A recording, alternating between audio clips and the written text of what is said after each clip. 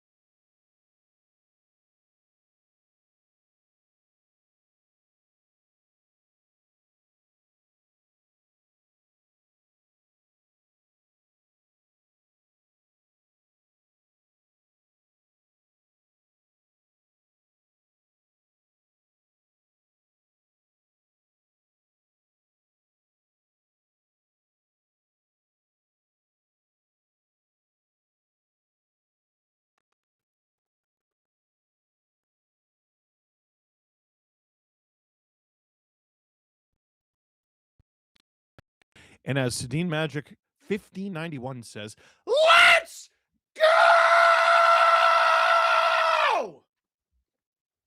Steve Dangle here. No. Bonjour, mes amis. Steve Dangle ici. Bienvenue à la SDPN YouTube channel. How you doing? Hope it's good. El Fishy says, Game 2, let's go. Calmly.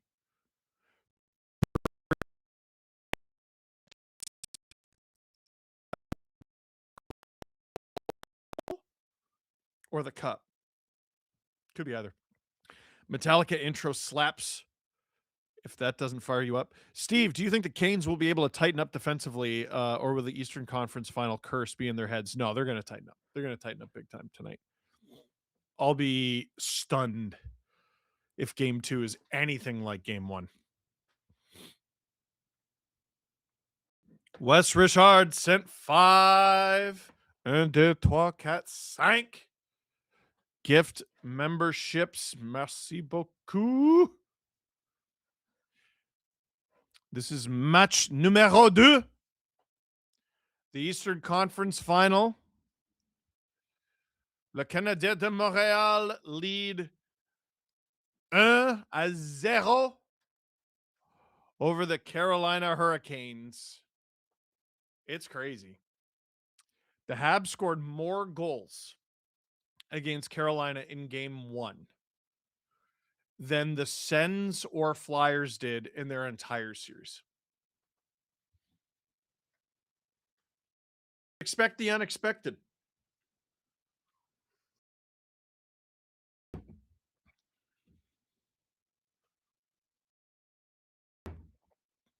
So Elliot Friedman on the broadcast right now is talking about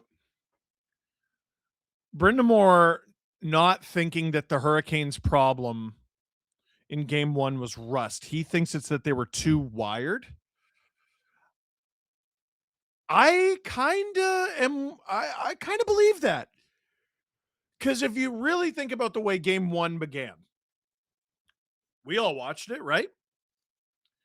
The Canes were shot out of a cannon. It looked like they were going to put the Habs through the boards, right? Shift 1 of the game, almost scored. Shift 2 of the game, they did. Shift 3, they allowed the game-tying goal. And they never did get it back on the rail. That was the big problem. DMTYS, would it be shocking if the Canucks draft Bjork, number 3? Yeah. Everything seems to be pointing toward Caleb Malhotra, but we'll see. We had Scott Wheeler on. If you didn't listen to our last podcast, you need to. Whoa! Stay tuned to First Intermission, because Scott Wheeler is going to be on. Well, not live, but his clip from the podcast will be on. But Mike Schmidt dropping a 50-piece on our heads right away, gifting 50 SDPN memberships. Merci beaucoup, mon ami. Michel. Habs lines. Caulfield, Suzuki, Slavkovsky, Newhook, Evans, Demidov, Bulduk, Kapanen, Doc, Texier, Dano, Anderson. I don't detect a change there. Matheson, Dobson, Struble, Hudson, Gouli, Carrier, Dobish. I don't detect a change. Time to abolish the trade deadline. I want offer sheets of players who are actively in the playoffs. Hell yeah. Svechnikov, Aho, Jarvis, Hall, Stankoven, Blake, Ehlers, Stahl, Martinuk, Carrier, Jankowski, Robinson. I'm not sure I see a change there either. Slavin, Chatfield. No changes to either lineup. Well, there you go. Thank you, Drew. Slavin, Chatfield, Miller, Walker, Goss, Despair, Nikishin, and Anderson is your starter. I'm a Vegas fan, so I'm biased. But why is Vegas hated for Hart, but Avs get a pass for Nichushkin? Come to Vegas for a game. If we make it, swipe the SDPN credit card. We don't have time to unpack all that.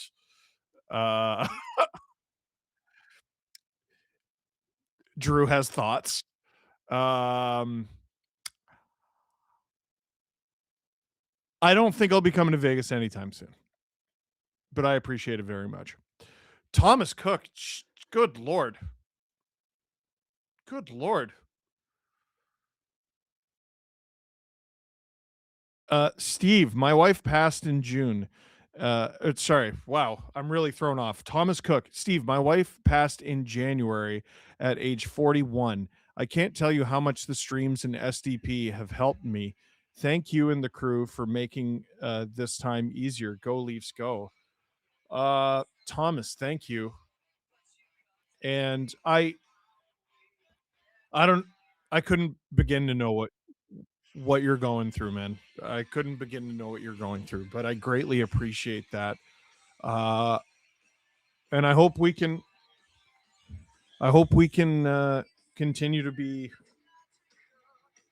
fighting for love was blasting through my phone as I try to deal with this moment. Um I hope you continue to like what we're doing, man. Hearts in the chat for Thomas. Mike Schmidt says my car was stolen last night. What's happening? My car was stolen last night, and I guess I need to put some good karma out there. I like Mike. I like by your logic, your car got stolen because you're a bad guy.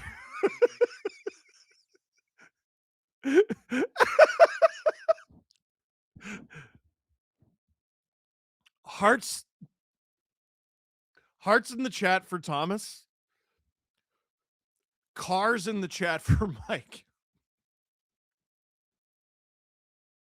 Raccoon Hockey 11. Chat, are we okay? I am also wondering this. Is everyone fine? Carolina roster. I can't be on the verge of tears while they're doing the anthems. Ugh. Carolina roster is peak NHL 19 franchise mode. I can't explain why you're absolutely right, but you are. Sedin Magic. I mean, if you're the Habs, why change what clearly worked? Oh, I'm not saying I'm surprised. They didn't change anything. His car got stolen because he's a Habs fan. Good. Mike is not a Habs fan.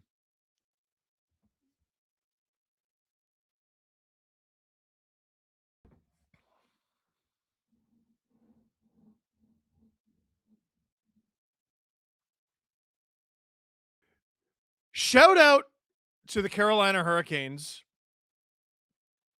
for treating both anthems the same. Was that hard? You need to see. Oh, no, you don't. Drew wants me to grow my hair out like this singer. Why? Because we both have gray chin beards. His beard looks way better. No, I grew up my hair in like grade 10. I don't think it would suit me.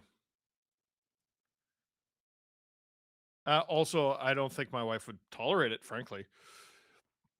Hey, Dangle, my bike got stolen last night, so I figured I'd pay it forward. Did you deserve it also? Andrew, I'm sorry, buddy.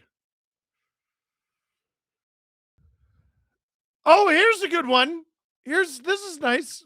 Natalie said, I just got a new job. I'm finally doing okay. I'm really sad. My boat got stolen. Sorry, that I made up that last one. Katie Faye Hockey. Mike should start a support group with Giroux. Oh, he got his car stolen. That's deep lore. That's deep lore, Katie. And others. I hope to give a happy dono after the game, says Rocket Man. Well, you hear that? Rocket Man will not be giving a super chat to the channel if the Hurricanes lose. In fact, he's going to steal our bike. Let's get some friggin' likes. Click like, click subscribe, tell all your friends because match numéro 2 is about to commence. Luke Mallette said Habs practice at the CN Sports Complex, Canadian National Railways. Choo choo. Mike, who got his car stolen. I'm sorry, this stream took a weird turn. I mean, that could just be what the SDP is called, really. Puck is about to be dropped here on the SDPN YouTube channel. Watch me watching game 2 of the 2026 Eastern Conference Final. Montreal Canadiens, Carolina Hurricanes. Puck is dropped. And away we go. Hey, Steve, I stole some guy's bike and car last night. It was hilarious. Anyway, here's a cut of the profit. Oh, my goodness. Carolina rushes. Carolina rushes the net. It's dumped deep into the Carolina zone. Keandre Miller after it. Demino. Get it on the rails. Get it. That's probably a top 5, top 10 super chat we've ever gotten. Hurricanes behind that Montreal Canadiens net. Nick Suzuki.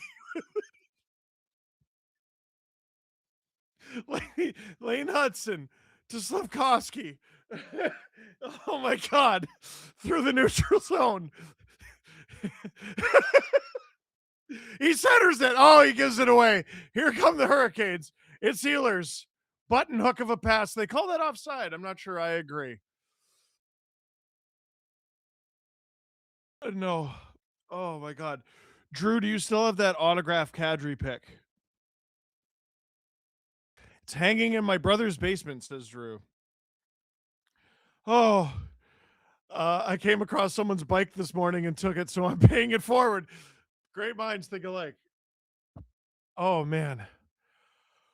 Oh. Puck deep in the Hab zone. Justin, has anyone seen my bike? Steve, pull yourself together. I can't. Oh, my God. Anderson. That's wide of Anderson. Oh. Good God. Carrier centers it. Texier. It's at the point now. They keep it alive. Hurricanes. The slot is a lot busier and tighter to start this game. Aho. Oh, my God. I have a headache. Aho! Enormous reverse hit on Alexander Carrier. He's back up, though, and he has the puck right now. Wow. Yeah, different pace to this one, eh? Hey, Steve, I bought a car and a bike off some guy. Now I think they might be stolen. Oh. Hey, Steve, last year my favorite player was stolen, and now he's competing for a cup. Anyway, here's $10. Oh, my God.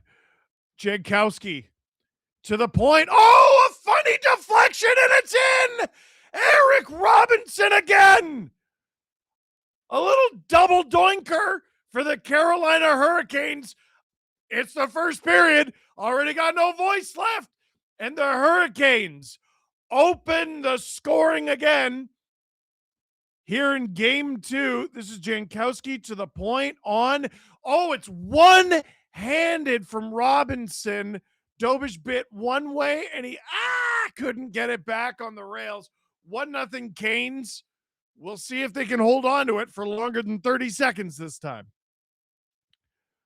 Oh, my God. My horse got stolen by a handsome rogue with a gruff voice. I heard him saying something about Tahiti, I think. That's very good. Someone is currently stealing my skateboard. No one cares about that. New hook. Let's see if the boa constrictor that is the Carolina Hurricanes earns their reputation here. Hall. Oh, what a pass. What a feed. Oh, Stankoven stopped by Dobish. Oh, a turnover. Here come the Canes. I have tears in my eyes, man. Oh, my God. Damn it. Daniel D, while we're at it, my back hurts because of a company event at a place with wooden benches. The worst! Nowhere close to as bad, of course. Also, I'm American. That sucks. Well, damn. I just bought a cool bike from a guy on the side of the road. What a cool day. So question, who loses quicker, Canes or Avs? Neither of them might lose. It's looking like Avs. The Hurricanes have never depended on the best defenseman in the world. The Avs have. Here come the Canes. That's a turnover in the offensive zone. Caulfield, that's offside though. You got to tag up there, young man.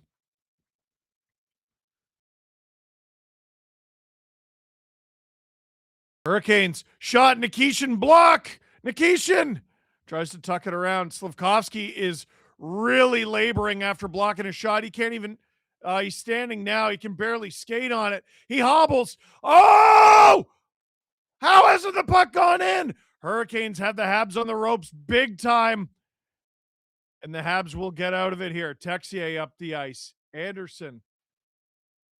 Played by Anderson. The other one. Now here comes Svechnikov.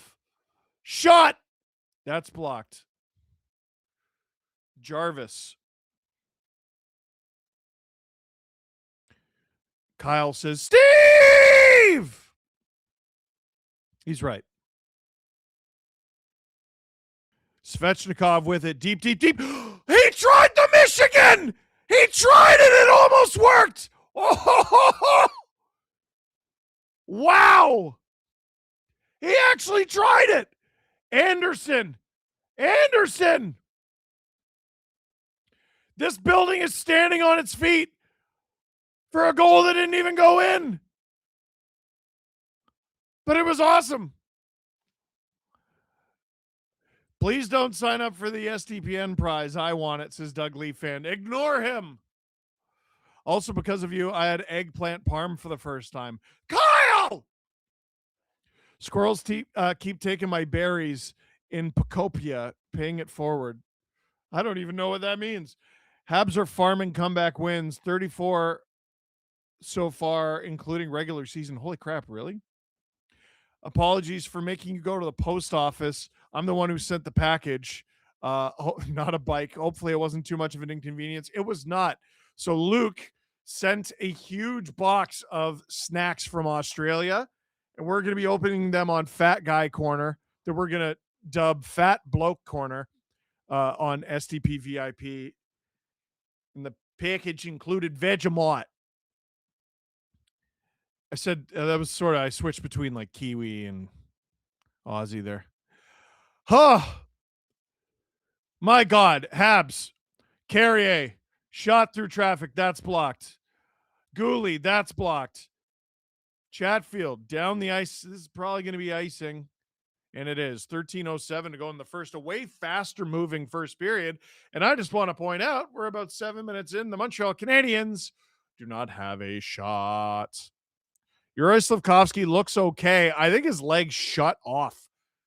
He blocked a shot with the outside of his leg. There's a nerve there. And sometimes you'll see this in the UFC. Man, Svech got close there. Good read by Dobish.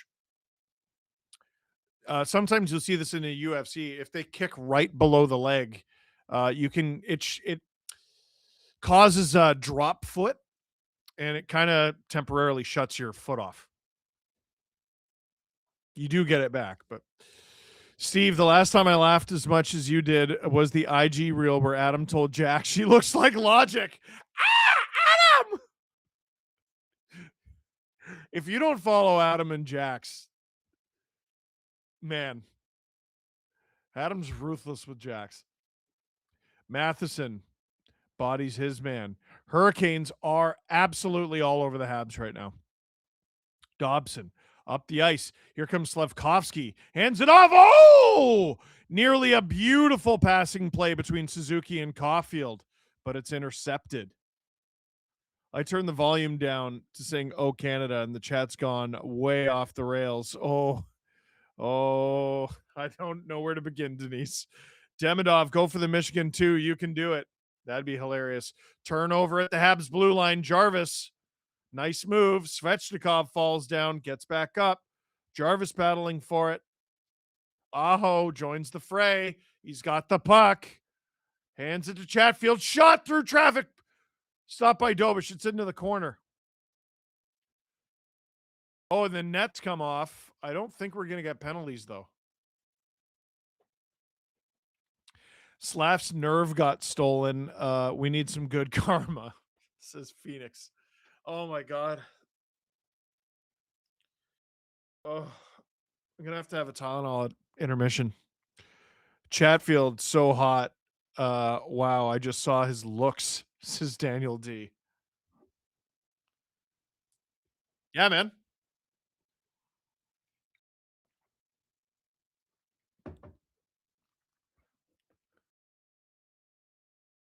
Are they giving Dobish a penalty? Because he kicked the net off. They're definitely showing the replay. The reaction was crazy.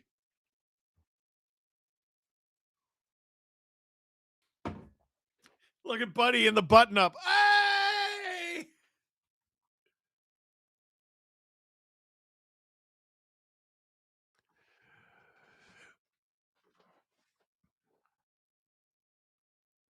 So they're trying to figure out apparently who should be on the ice for the Habs.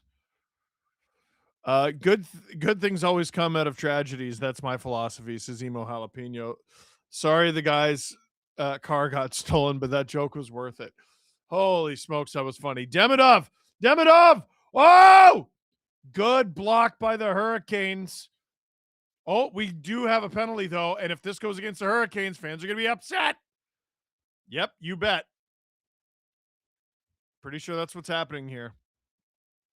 Miller and Demidov going at it a little bit. Dobish was just trying to push off the post. I agree with you.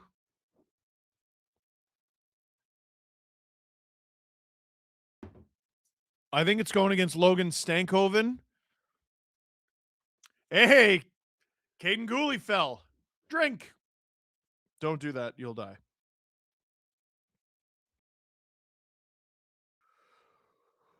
Whew.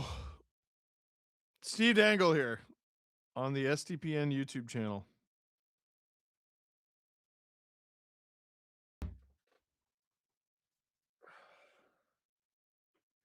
Click like, click subscribe, tell your friends. Oh, man. If you're just tuning in, where do we begin? Oh, Steve, will there be an STPN tribute show for Aaron Rodgers' final season? Yeah, it's going to be entirely Adam. By the way, hey, win a Carolina Hurricanes authentic pro Fanatics jersey from Fanatics. It's a pretty big one. Contest closes at the end of second intermission. Click the link in the description or in the chat right there. Whoo. Oh.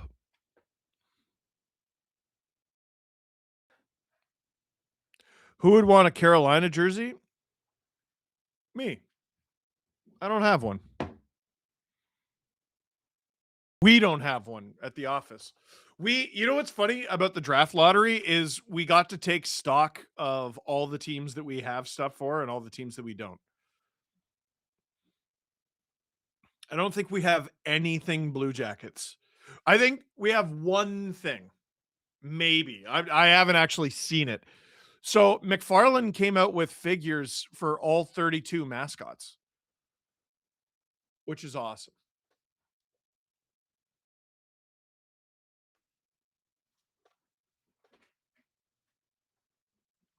If Chatfield removed his mustache, he'd be the NHL's hottest. I am out of my depth. Suzuki. So this is a Habs power play here. They're looking for a goal to tie this game up. Not only are they looking for a goal to tie this game, they're looking for their first shot of the game.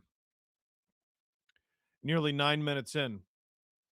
Hurricanes penalty kill is at 95.2%, which I assume means they've allowed one goal. And the Canes clear it down the ice. Dobish out of his net. As an Avs fan, are we cooked?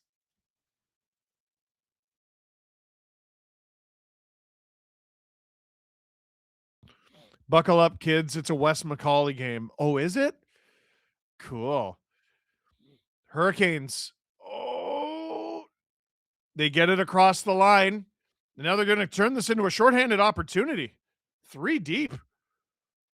They get it behind the net. A minute to go in this Habs power play. Demidov with it. Penalty kills 3 for 3 in their last 10 for 10 in their last 3 games. Texier through the middle of the ice. Texier's got great hands. Down low for Doc. Doc back to the point. It's Dobson. Cycles it. Out of the reach, a new hook.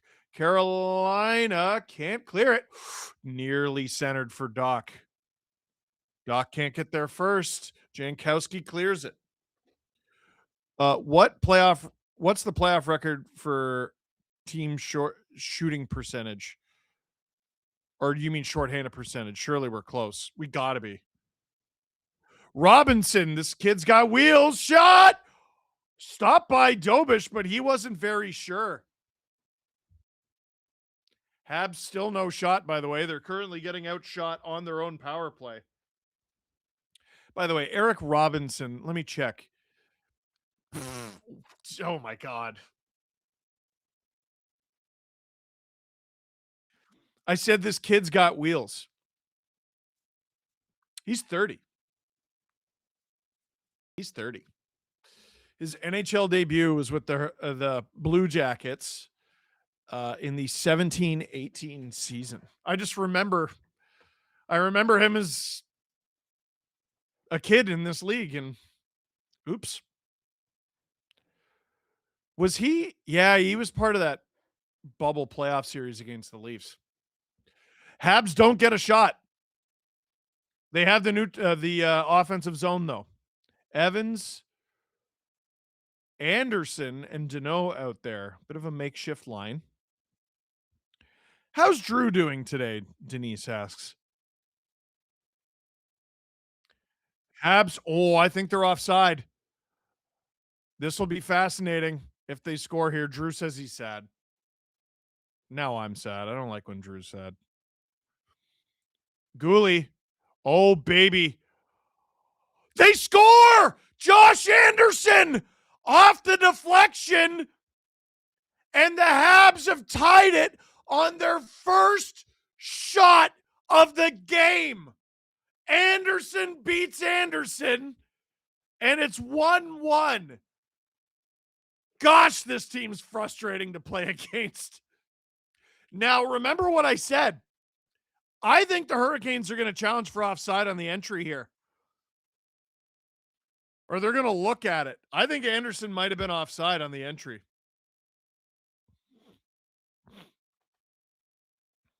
I guess we'll see. Also, Anderson shoots it and it goes in off Nikishin. No challenge. It was close. It was very close. But it's tied 1-1. The shots are 5-1. Hilarious. Claude Julien power play throwback right now. Holy bleep. If not this year, Habs will win a cup by 2030. I probably agree with that. First Anderson playoff goal ever versus a non-blue and white team. Is that true? Martinook. It's at the point. Battle in front of the net between Dobson and Stahl. Martinook. Stahl off the post. Oh my goodness. That was a beautiful play. And he rang it off the post. The camera guy did get fooled. He started to zoom in. He started to do the, hey, they just scored a goal thing. Struble with it behind the Habs net. Up the ice. Bolduc. Struble. He'll dump it. Robinson is still technically a kid to you. We old. Okay, a 30-year-old is not a kid to a 38-year-old. Imagine I walked up to him and went, hey, kid. He'd be like, what? And punch me in the neck. Hurricanes have it in their own zone. Aho. Svechnikov. Gets around Struble. Oh, he thought about it again. Hands it off. Oh, it's a bad pass. Hudson couldn't create a breakaway. Now he's got to scamper back as the Hurricanes attack 4 wide. Jarvis in the corner. Doc helping out on D. The Habs get it back, and now it's Jake Evans who feathers it in for himself. Takes it off Shane Gostisbehere, but Keandre Miller is there. Carrier on. Blocked. Oh! Demidov almost got it from Evans. Demidov, he's so good on his edges. Demidov, he thought about it. Oh! It's back at the point. Carrier. New hook. Stripped by Jarvis. And the Hurricanes are going to get out of trouble here as they airmail it. Carrier! Carrier! Shovels that past Dobish. Slavin holds the zone for Carolina. Danault after it. Oh! Giveaway behind the net! Hurricanes hold the line. It's Chatfield. Chatfield! That's blocked. Habs get out of trouble. I don't think that'll be enough for icing. Nope. Geez, 14 minutes into this first period. We got 6 minutes left. This one's humming along. We don't have to deal with all those pesky goal horns that we did in the first game. Only a couple. A couple seems downright conservative. Hall can't take it off Matheson. Matheson up the ice. That's a flub pass in the neutral zone. So the Hurricanes will take advantage. I was joking, but genuinely might be his second. It might be. How many goals will Montreal score in their 9 shots tonight? Let's go with 3. That might be conservative. Right now, they're 1 for 1. Anderson might go 0 for 1 in this period. Oh, Stankoven whiffs on that. Hurricanes get it back. Hand it off to Nikishin. He's blocked. Habs are still blocking absolutely everything. Drew, can you look up how many or what the blocks were in game 1? Thank you. Battle behind the net. Texier. I've really grown to become a fan of his game. Oh, Suzuki passes to no one. And now Jackson Blake going to try to create something here. Jordan Stahl there as well, and they're going to call that a hand pass. 4:39 to go in the first. 75% of Anderson's career playoff goals are versus blue and white teams. Or blue teams, sorry. I just choose to believe you. I'm not going to check your work. Don't worry about it. I just choose to believe you.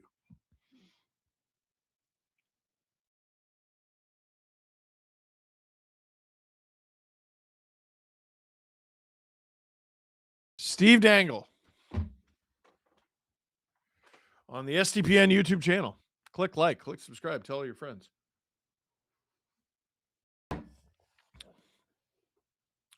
For those of you who are somewhat new here, Hurricanes fans, maybe you haven't been watching my streams all playoff long.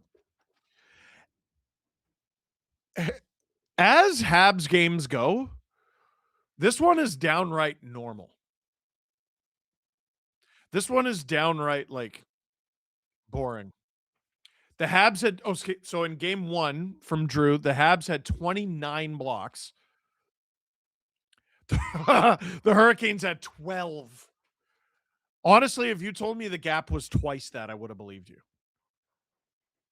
That's what they do.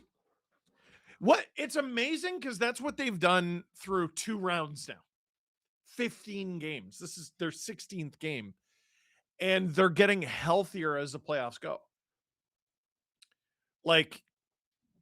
They've barely had anyone go to the dressing room in these playoffs.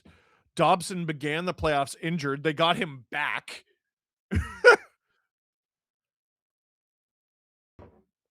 You look at the Avalanche, it's not even just Makar that they've had to deal with in these playoffs. Vegas is missing Stone. Are the Hurricanes missing anyone? Not off the immediate top of my head. They're so rested, right? But the Habs, it's been hard knocks, man. 2 physical series, some big hits, big blocks. And here they are.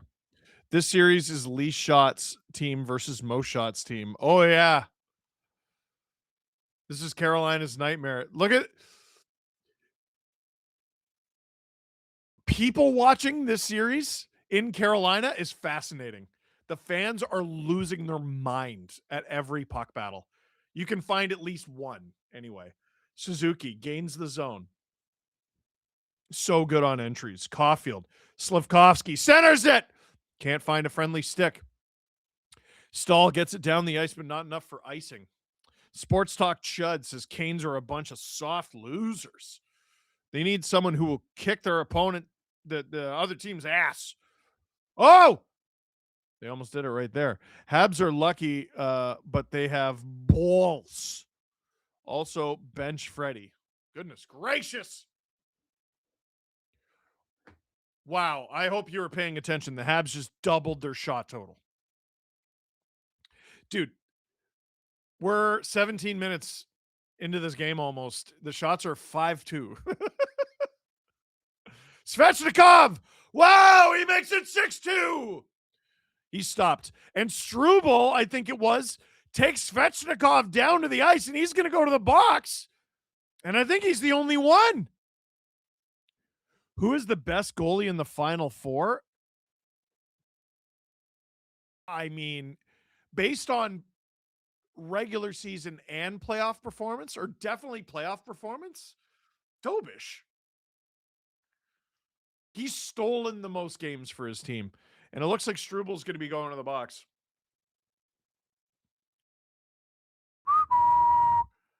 Hurricanes with a chance to go to the locker room happy here. Steve Dangle on the SDPN YouTube channel. Click like, click subscribe, tell your friends. Brody Sway says, is that your room filled with Habs merchandise? No. Okay. Let me show you.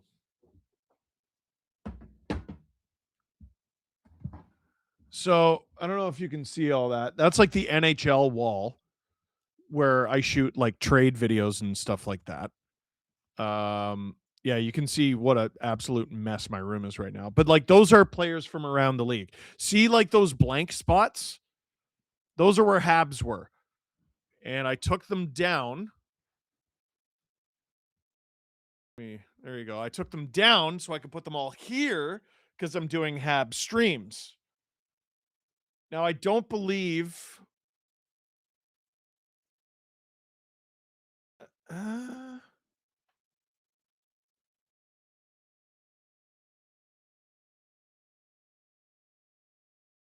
I don't have any Hurricanes. Where did my Eric Stahl go? Don't I have an Eric Stahl?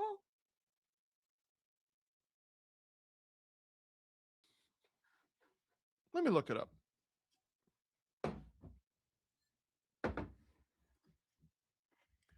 Eric Stahl McFarlane. Yeah, where did that go? I have so many of these things I don't even know where they are. I have like, I keep telling people I have 80 of them. I don't think that's true anymore. I'm pretty sure I have like 90 of them. Jeez. It's crazy. Svech went after Hudson. Struble one-shot him. I mean, he grabbed him by the face. You're not supposed to grab him by the face. So this is going to be a Hurricanes power play with 3-2-1 to go in the first period. Jackson Blake. Stankoven. Good stick there from Matheson. Hard around the boards and out. That was a masterful play there from Matheson. Guy dropped like he was shot. All Struble did was put him away from Hudson. Your Eric Stahl was stolen by the bike and car thief. We love a callback. Ehlers. Miller. Hall. In front. Stankoven swinging at it wildly. Hurricanes hold the zone. Hall gets it through everyone, but Newhook is going to clear it. No problemo. Hurricanes power play actually has not been very good. 12.8% in these playoffs. But this is also Carolina's 10th game. Isn't that nuts? This is their 10th game versus for the Habs, it is their 16th. Toss to spare. Ehlers. Down low, back to Ehlers. 42 seconds to go on this power play. Ehlers down low to Jarvis. Jarvis, Ehlers shoots. That's blockered away by Dobish. Not out of play, though. Ehlers. Shot! That's just wide, not by much. Oh, big hit. And that's going to be a call against Svechnikov, and it might be for hitting from behind on Josh Anderson, who's a bit slow to get up. Strubal's penalty isn't a penalty in the regular season, let alone the playoff. Okay, that's not true. This is a let's make Brindamore happy before intermission call. Habs fans, you need me. You do. You need me. You need me to calm you down and be like, all right. This is a bad hit from Svech, though. Yeah, it's a bad hit. Anderson did turn, and also while slow to get up, he looked back and was like, hey. So it's going to be boarding. Oh boy, what a change here in the end of this first period. 1:44 to go in the first, 21 seconds of 4-on-4. Habs scored a 4-on-4 goal last game. I believe that was the Deneau one. And then it's going to be a Habs power play. This is a big deal here. This is a very big deal. This could dictate who has the lead going into intermission. If anyone. Good job holding the zone there by Montreal. Now the Hurricanes are going to break out. Oh, a blown tire might lead to something. Oh, Slavin. Almost. Caulfield dangling in his own zone. Hudson. It's going to hold on to it. And now it's a power play, but it's going to be Struble coming out of the box. He's going to go straight to the bench, and someone is going to replace him. It's Demidov. Suzuki gains the zone. Barely onside. Slav. Caulfield. Slav gets it deep for Suzuki. Lets it go for Demidov. Back to Suzuki. Suzuki can't find Slav. Suzuki to Demidov. Final minute. Demidov. If the Habs don't score here, this power play will bleed into the second period. Demidov. Down low to Slav. In front. No one there. Hudson. Suzuki. Pass well off target of Demidov, who has to go back and get it. He'll curl fast as the Habs re-rack. Hurricanes get new defenders. Demidov loses the zone. Here comes Hudson. 33 seconds to go in the first. Playoff beard rankings. I mean, it's Brent Burns and then everyone else. Although that's just a life beard. Suzuki. Suzuki loses the zone. This might be a break for Aho. Can't get around his man. Suzuki running out of time here. Very slow. Button hook pass is given away. It's a 2-on-1. Aho, Jarvis. Oh, he fans on the shot. I don't think he realized how much time he had. That shot is wide, and we will go to intermission with a 1-1 tie. Steve Dangle here on the SDPN YouTube channel. Click like, click subscribe. Tell all your friends. A far more physical affair here in game two, and a far tighter affair here in game two. Both in their primes. Who would you rather have, Chris Tanev or Jacob Slavin on your team? Okay. You're going to look at me sideways for hesitating here. Because Slavin didn't get his flowers until last year. And Hurricanes fans back me up. People were sleeping on Slavin until last year at the Four Nation Face-Off. And then obviously this year at the Olympics. People forget how good prime Chris Tanev was. He did play for some crappy teams. Canucks Tanev. Here's the problem, though. Tanev had, like, Slavin is not known for his offense, but he has some. Tanev's career high is 28 points. He has hit 20 points 3 times. It's Slavin. Tanev's very, very, very good, but it's Slavin. Whew. I hate this Claude Julien power play. Enjoying your Habs coverage. Great content. Thank you. Drew. Hey.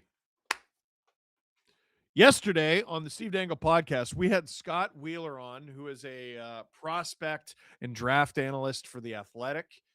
And he talked all about this year's draft class, in particular, Gavin McKenna.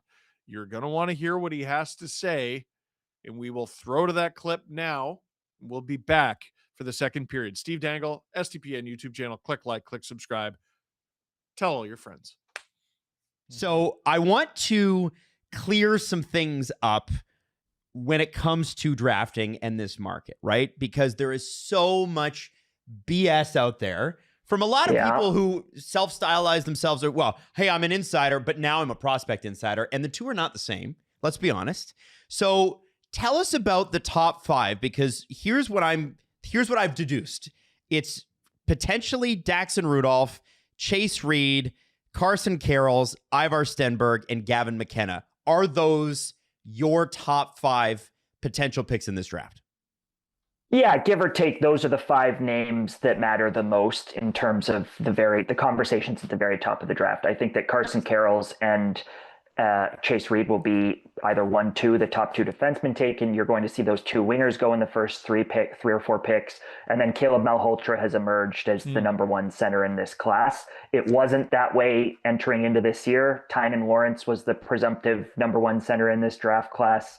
Heading into the year, he was coming off of a Clark Cup championship with the Muskegon Lumberjacks. He was the Clark Cup MVP.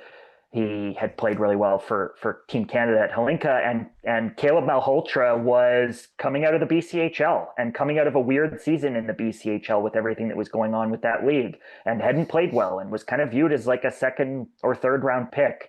And then Caleb goes to Brantford and is their best player into the playoffs, and he stands out at the CHL USA Prospects Challenge in November, and he was just a stud for them all year. And Caleb is the one from that group that has really played his way into that conversation. I wanted to talk about like prospects who, kind of had some fanfare around them before their draft year. How does someone rise and how does someone fall from their, I guess that would be 2 years before their draft year versus their draft year? You went into it a little bit with Malhotra, but I mean in general. Well, frankly, I don't pay a ton of mind to that 16-year-old season. That 16-year-old season is the hardest season that any hockey player has in their career. The jump from minor hockey to the major junior level is a significant jump. It's a life jump in terms of you're in a billet house for the first time, you're moving away from home. In Caleb Malhotra's country or sort of circumstance, he moved across the country from Toronto to where Manny was previously coaching with the Leafs under Sheldon Keefe, obviously, back out west where he grew up a little bit. So there's a lot of mistakes that people make in giving too much credence to that 16-year-old season. The kids are growing. Some of them are shooting up and having growing spurts. They're still in high school. There's just so much going around them. The other side of it, the 17-year-old season is what matters. Like you look back, I could give you a laundry list of guys who've had breakout 17-year-old seasons. Beckett Seneca's obviously the most recent one.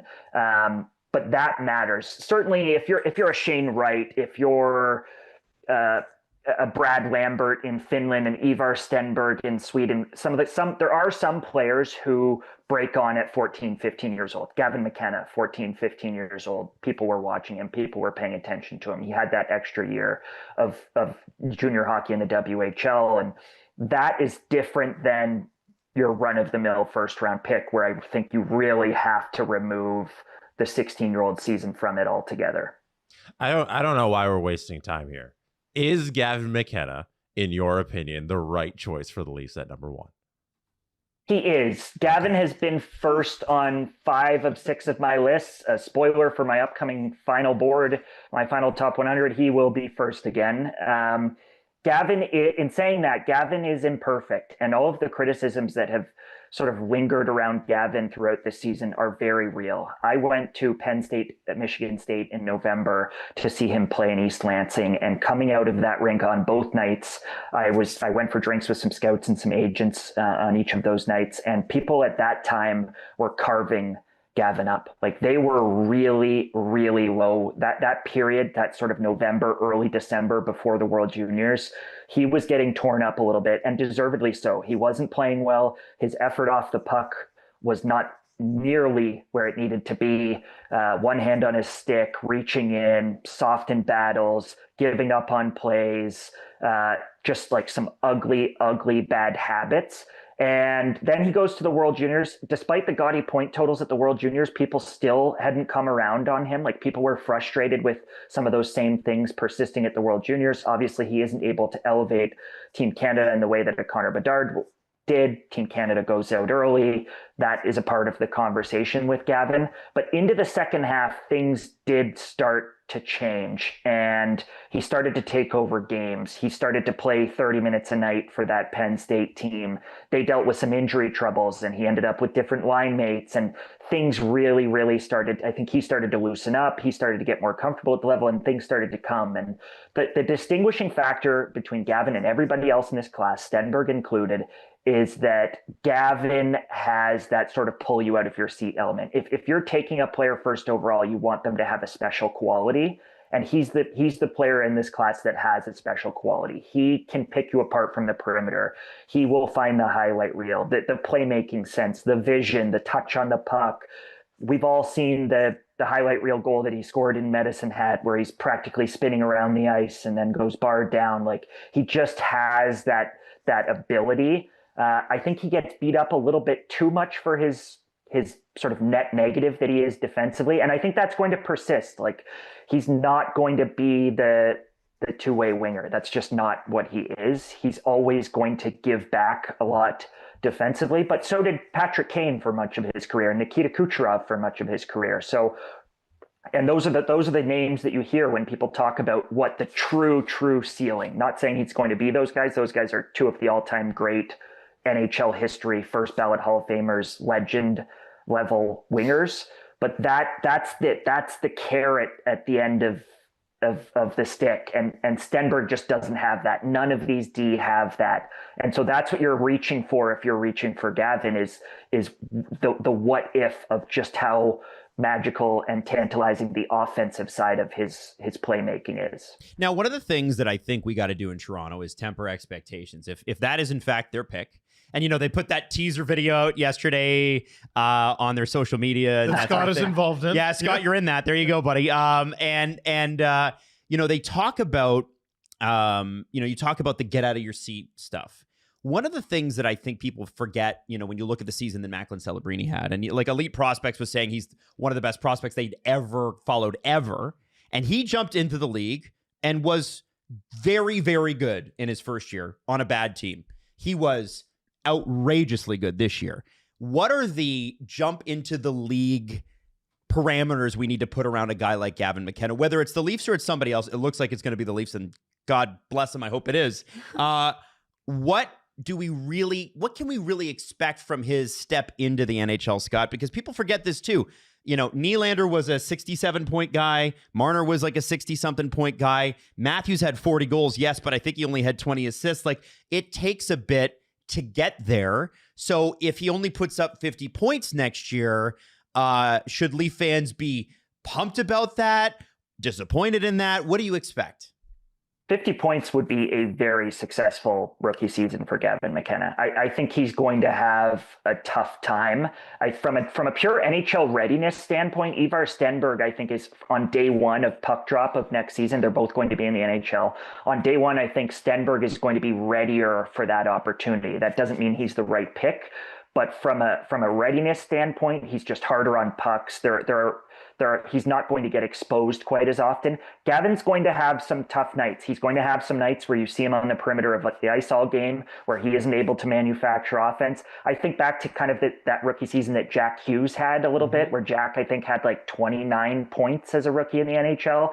I think Gavin's if he's entering into Toronto, he's going to be in a better position than Jack Hughes was entering into those New Jersey Devils, right? He's going to be on a power play with Austin Matthews and William Nylander, and he's going to get his cookies on the power play. And for as much as he gets beat up at 5-on-5, I think we often actually devalue how valuable it is to have people who can play on PP1, and the value that Gavin McKenna, even if he disappears at times at 5-on-5, will provide to your power play is very, very real. And that matters in slotting him side by side these other players.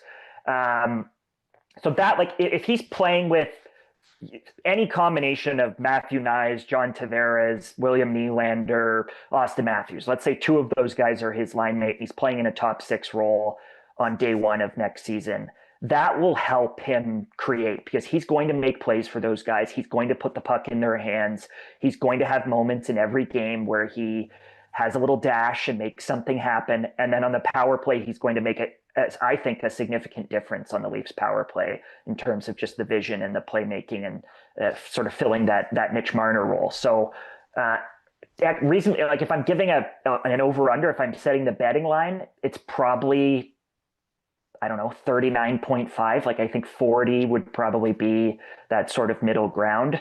But there's room for things to click for him and for him to pop. And I think there's room where he ends up in a bit of a Matvei Michkov situation where you might see him get healthy scratched for a game, or see his minutes reduced in some games. And late in games, he's not going to be on the ice. And that's going to be a part of the conversation. And it's going to be incumbent on whoever the Leafs hire as their head coach to manage some of the noise that's going to inevitably come around him as a rookie in his rookie season if he's the pick. Like that managing that and managing negative attitudes from fans when he has 5 or 6 really bad games in a row, which will happen. That's going to be, it's always a part of the conversation in Toronto, and it's going to be a big part of it with Gavin, because I think those first 2 or 3 years are going to be a real learning experience for him. And the argument to not take McKenna is that with the defenseman there that you had in the top 5, there might be a little bit more organizational upside to getting a really good puck moving defenseman. Do you see that argument, in that maybe the Leafs should just draft for more of a positional lead if they can get one of these really high-end defensemen? And do you have those defensemen being at that level of D that you have McKenna at that level of forward one day in the NHL? I see the argument. Look, we're all from the city. We've all watched this team our whole lives. That's the thing that they've been missing, right? It's easy to point at the history of the Leafs, and you really have to go all the way back to Boreas Salming to find that guy. I don't think you necessarily chase that guy because that history is there, though. And I don't think that any of the defensemen in this draft class, and they're all studs, like Daxon Rudolph, Albert Smits, Carson Karls. I'm lower on Keaton Verhoff. I don't really view Verhoff in that light, but Chase Reed, they are high-end D prospects. They are not Cale Makar, Quinn Hughes, Matthew Schaefer, Rasmus Dahlin. And those are the type of players that I think you can feel comfortable taking at number 1 in a draft. I don't view any of the defensemen in this class as guys that I would be excited to come away from a season like this, if you're the Leafs, and winning the lottery and saying, this is the piece that we've added. I think they're all going to be very good players, but I think you're talking more in terms of upside. I think you're talking more about the sort of Owen Power, Aaron Ekblad, Moritz Seider, like that's the tier, that's the caliber of defenseman that you're hoping to get. Now, those are great. With the exception of Owen Power, those have all been number 1 25-minute night. Seider in particular. Seider was on Norris ballots this year, right? But is that more valuable? Is that caliber of defenseman that isn't going to rise to the true Norris winners tier? Is that caliber of defenseman more valuable than the point per game star winger? And that's the calculus in this draft class. And I've come back to the star winger. I just think that in Stenberg and in McKenna, those are the 2 premium guys to me in this group. Hey, did you like the thing you just watched? Was it hilarious? Was it informative? Was it me? Steve Dangle on the SDPN YouTube channel. Click like, click subscribe. Tell your friends this is game 2 of the 2026 Eastern Conference Final. This is between the Canadiens de Montreal and the Carolina Hurricanes. It's 1-1 after 1, which is what it was after 1 minute in game 1. That's how we go to the second period here. It'll be a very brief Habs power play to start the second period. By the way, win a Carolina Hurricanes authentic Pro Fanatics jersey from Fanatics. Contest closes at second intermission. The link is in the chat. It's at the bottom of the chat. Also in the description. Oh, look, it's also there again. I'm just me, says. When they said that, I felt it. Wheeler was awesome. I agree. We're hoping to have him on again after the draft combine, because he's going to the draft combine, and that's where he gets the juicy info on who's going where. This power play looks like the January 2021 Habs. Okay. Didn't have to bring up 2021 in the Habs, did you? That power play was Perry, Tatar, Gallagher, Kotkaniemi, and Mete. Wow! Like, this is so god-awful.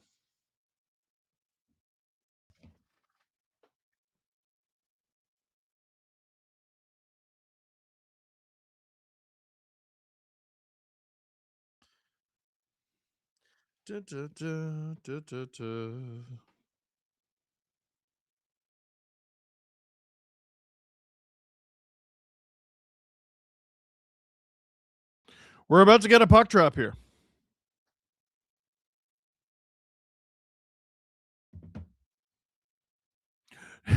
Doug the Leaf fan says, no, don't listen. I want to win. Hey, Francois Labelle, your STP co-hosts are idiots. Prosciutto is number one.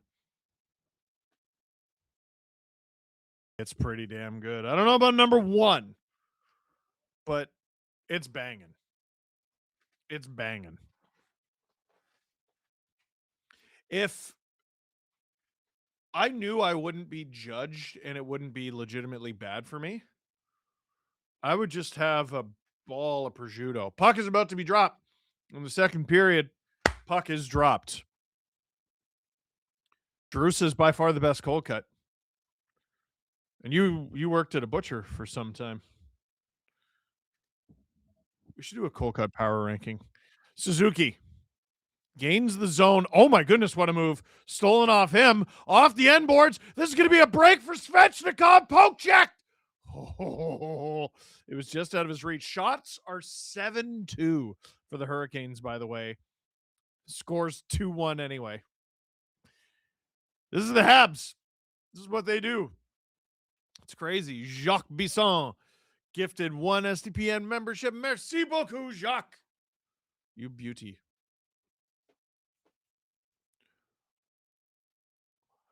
Battle for it in the neutral zone. Chopped into the Hurricane zone. Nice stop up there from Walker. Chased by Newhook. Walker dumped into the Hab zone. Collected by Carrier. Airmailed. Oh, baby. Evans turned away. This is going to be a chess match of a series, I think. Francois Labelle, I missed the first period. Was sure the start was at 8. So Drew texted me earlier to remind me that it wasn't, and I'm sincerely glad he did. Oh, I'm not sure about that. All right. Offside against Montreal. 18:25 to go in the second. Emo Jalapeno gifted 5 SDPN memberships, and 5 SDPN memberships gifted from Francois Labelle. Merci beaucoup. If you got a membership, you are privy to the SDP VIP episodes. We do 3 episodes of the Steve Dangle podcast every week. Those are available publicly and for free. But the 4th episode is our SDP VIP episode, where we usually talk about everything but hockey. Sometimes it's other sports. Occasionally it's hockey adjacent stuff. Sometimes hockey bleeds in, but it's mostly non-hockey content. Dobish plays it. Oh, nearly a giveaway. Oh, there's chaos. So Dobish has a stick stuck in his pad right now. and he's trying to pull it out. Robinson tried to prevent him from doing it. And the play is continuing. Anderson with the puck now. Almost too many men against Montreal. Hudson squished by Taylor Hall. Oh, Stankoven with a good hit there. But Hudson gets it out into the neutral zone. That was a funny sequence. Oliver Kapanen. Habs lose the zone, but only just. Here comes Jackson Blake. Jackson Blake. That misses wide. Chatfield pinches to keep it alive. And that was a good read because the Hurricanes have it. Blake into the other corner. Hall looking for someone. Stankoven. Slavin. Nice passing play to keep it alive. Blake. Oh, in front. Blockered away by Dobish. Habs get out. Bullduk. Like a Bullduk in a china shop. Doc. As they gain the zone. Doc. Stop booing. It was very good. Gooley jumps up. Suzuki stapled to the boards. Anderson elite save percentage of 500. Worse than 762 last game. Honestly, I'm surprised it was as good as 762. This is Adam's Super Bowl, by the way. Suzuki. Gooley on. That's blocked. Gooley. Slaff. Suzuki. Smart to protect it. What a move. Caulfield keeps it alive. Caulfield. Suzuki couldn't get his stick on that. Carrier battling for it, but he's going to lose that battle as Stankoven gets it cross ice to Chatfield, who gains center and dumps it. Shots 8-2 for Carolina. 2 is going to pop eyeballs, but 8's pretty low as well. It's a very low event game, and that is icing against Montreal. 15:41 still to go in the second period. Francois, sure it was mentioned, but Avs, Vegas, WTF. I agree.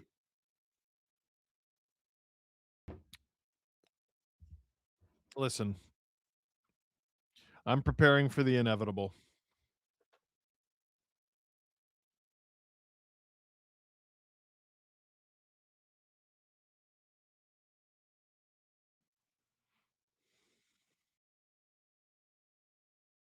Shot. That's stopped by Anderson. The third shot he's faced all night.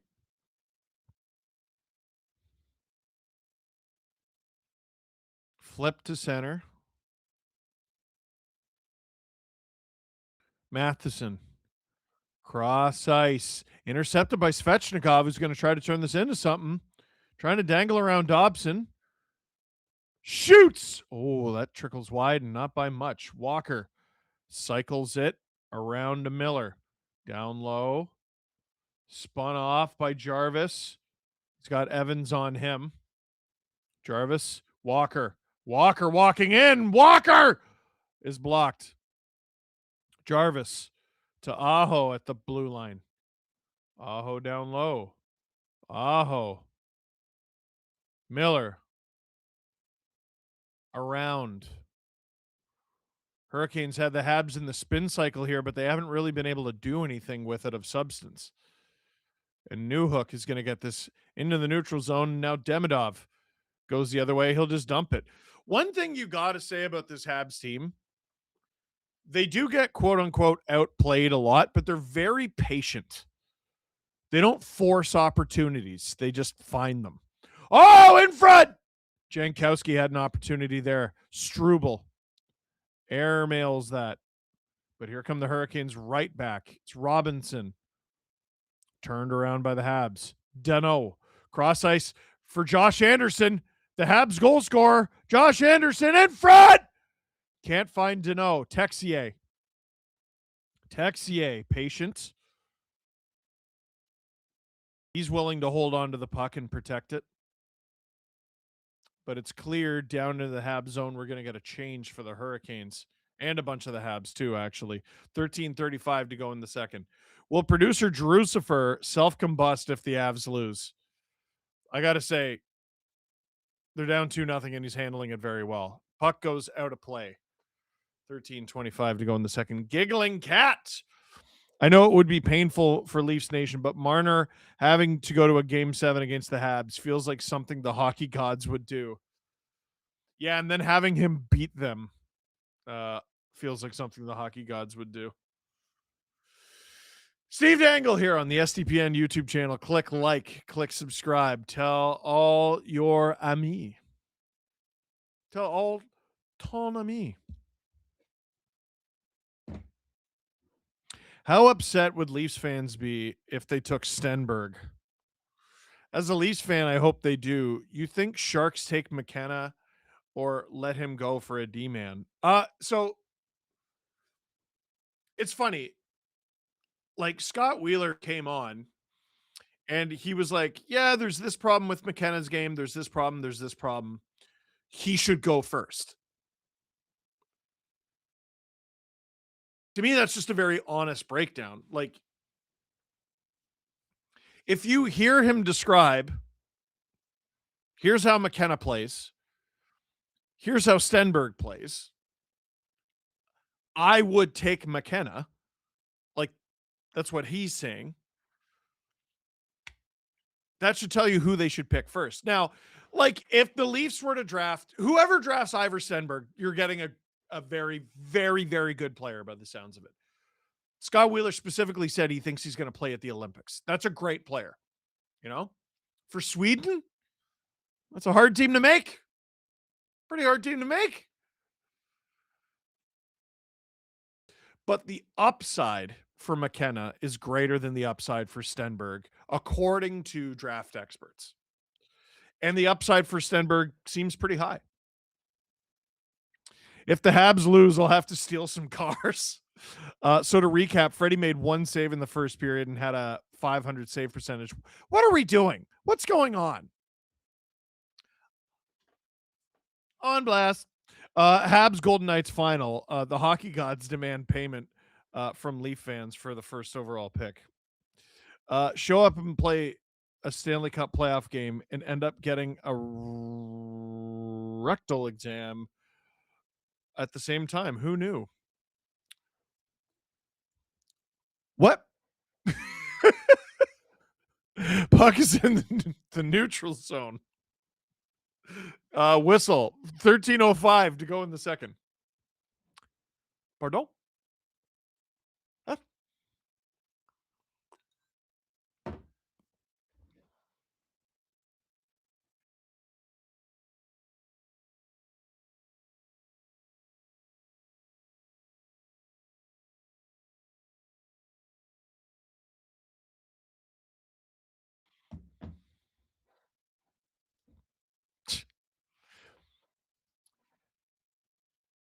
Habs in the neutral zone.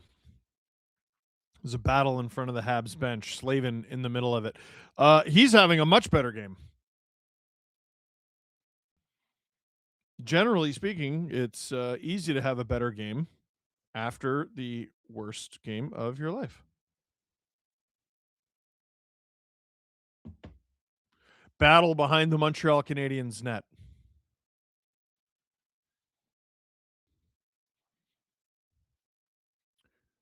Goes into a loose corner. Suzuki able to get it out. This is 2-on-2 here. Caulfield with Slavkovsky. Slav to Caulfield. Waiting for teammates. It's Suzuki. Almost had a lane there. Gets it around to Slavkovsky behind the net. Working his way to the front. He's got two Hurricanes on him. That's at the side of the Hurricanes net now. Slavin just lifts it out. Man, that's so good. That's such a skill. Just airmailing the puck, having it hit the ice, and it just dies. It doesn't go on a nice little run in the field for you, leading to an icing. It just dies on the spot. Down the ice. Whoa, tricky one for Dobish to handle, and he's going to cover it up. He didn't like that at all. 11:43 to go in the second. When that player got a stick up his butt. What player got a stick up their butt? Oh, that was a deflection from, was that Jarvis? Who got a stick up their bum? Suzuki had no lane there. It was Carrier and Gouli.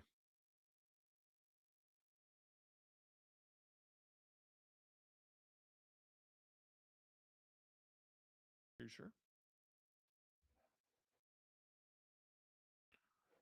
Oh, they're playing Bad Bunny.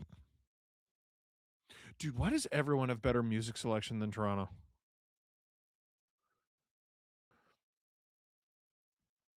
Svechnikov, stolen by Demidov. Demidov, he's so good at protecting the puck, and he's only going to get better. But here come the Hurricanes. Stopped up by Aho. Aho, what a pass to Walker. It's into the corner. Gouli. Carrier. Newhook. Up the ice. It's Demidov. Hands it off. Evans to the point. Shot by Carrier. Gouli. Evans. They didn't like that Walker got hit nowhere near the puck. These fans are all over it. Demidov. Puck stolen off him. Struble lays a hit. And the Habs are going to re-rack here. Oh, that pass is well off target. Jarvis will dump it. Hudson gets out of his zone only just. Here comes Texier. Texier falls down. And now the Hurricanes are going to take advantage. He just blew a tire. No one really near him. Deneau. Up the ice. Anderson. Shot. Texier. Oh, he just misses. Not by much. That's got to be a penalty. Nothing? Carrier comes in. I thought for sure the Habs were going to the box there. Hudson's first name is Lane. Also, you missed a chat. Oh, damn. What chat did I miss? Drew or Justin, can you help? Oh, it's Rob? Hi, Rob. Sorry. Nikishin. Oh, shot blocked by Deneau, and that stung him. 90 miles an hour on the button. Carrier looking to center it. Stankoven. And the Habs, Struble with a good, strong move to turn them away. Hurricanes re-rack. They fire that into the corner. Hurricanes. Oh, tricky save for Dobish. Doesn't clear the zone, though. Chatfield. It's down low. Back to Chatfield at the point. Back down low. Out of the reach of Jankowski. Ehlers. Jankowski. Jankowski will stop up. Where's that? Robinson. Ehlers. Shot! That's off target. Robinson, the Hurricanes goal scorer. Around, and this is going to be an interference call against the Montreal Canadiens. 8:52 to go in the second. Is it Dobish? Did he trip him? He's laughing. When you say they have a lane, we all think Hudson. Cool. Well, I hate that.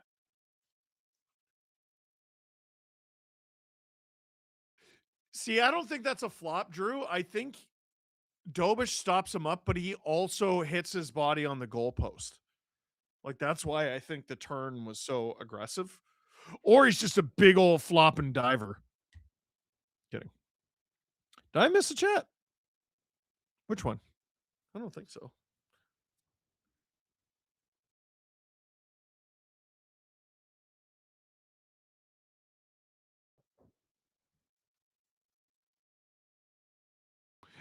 Is it weird that I kind of miss Florida? What? You knew the Rat Squad would be getting up to absolute shenanigans every game. And as a neutral, it was A-plus theater. Let me tell you something, Katie. As a Leafs fan, I was never a neutral when it came to the Florida Panthers. I wanted their demise. Oh, does that mean you were cheering for the Oilers? I didn't say that. I was basically cheering for no one to win and someone to lose. If the Oilers had to win for Florida to lose, so be it. It didn't work. Why can't goalies go to the box? I think it'd be kind of funny. Oh, whatever happened to Evgeny Svechnikov? Whatever happened to Evgeny Svechnikov? who is Andre's brother. He looked like he was going to be a good player. 19th overall pick in 2015. He played for Amor Khabarovsk in the KHL this past year. 16 points in 34 games. He must have been injured because it's not very many games. By the way, if you're playing in the far Eastern Conference, oh boy, of the KHL, it's generally considered like you're not there on purpose. You're there because that's all that was left for you. Case in point, the third leading scorer of that team was Alex Galchenyuk. Oh dear.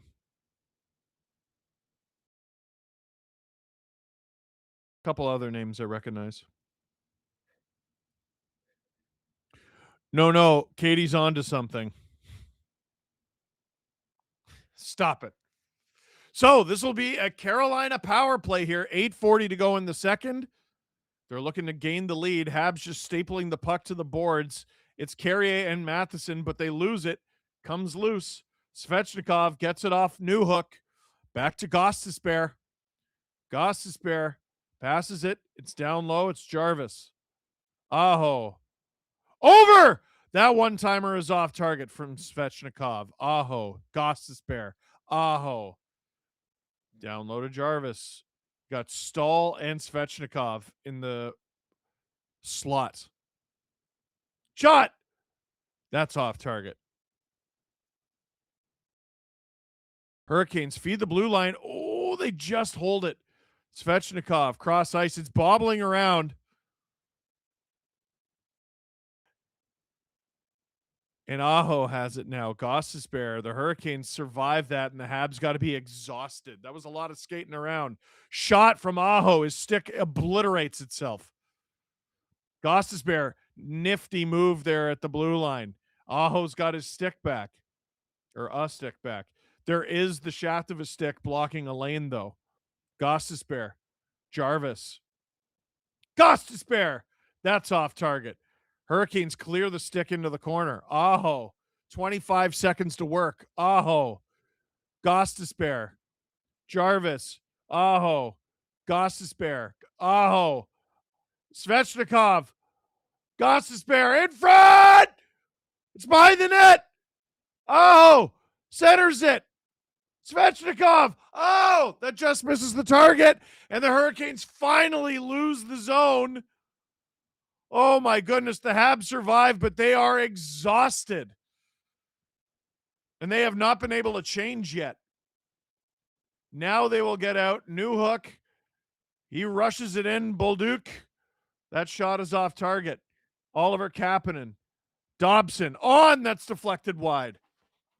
Canes have no elite finisher, all control, no finish. I don't know that I love that narrative. They don't have like a super duper star, but they have guys who are very capable of scoring if the team needs it. Dobson. On! Kapanen! He's blocked. And now the Hurricanes are going to bust out at Stankoven. Turned away by Dobson. I'm very surprised they're not offside right now. Gooley. Airmails it. Bolduc is going to claim it in the corner, around, out of the reach of Oliver Kapanen, but Doc is going to go in there to help him out. Walker starts the breakout for Stankoven. That pass to Ehlers works. Ehlers button hook to Stankoven. Oh, that passes off target and the Habs get out of it. Struble in a big race here with Miller. Across to Chatfield, down the ice. That passes off target. I'm surprised it's not icing. Dobish, oh boy, if you're a goaltender, tend the goal. That was very precarious. Hudson, Caulfield, up the ice. Suzuki, oh boy. Slavkovsky, risky passing play, but it works. Suzuki gains the zone. Miscommunication there with Slav, who wants a penalty. He's not going to get it. Lay the body there instead of going for the stick. Down the ice, and this is going to be icing against the Hurricanes. 5:01 to go in the second. Dude, we are 35 minutes into this game. The shots are, what was it? 11-4. Steve, watching the game with my 10-year-old daughter. She has a sleepover with 5 of her friends. Send help. That's out of my pay grade, brother. You. Good luck. Jean-Sébastien Roy, si tu en gardien de but, garde le but. If you're a goaltender, tend the goal. Gooley, that's off target. Dobson fires that. That's just wide. Gooley, can Elmo sing Thunderstruck? No, I don't have Elmo tonight. Too much strain on the voice. You've been. I mean, AC/DC is not far off from Elmo. It's like Elmo hung out with Oscar the Grouch too much. Thunderstruck! Now you're not going to be able to unhear that. Slaving up the ice. Off target, but not icing. Oh, off the post from Svechnikov. Wow, that came out of nowhere.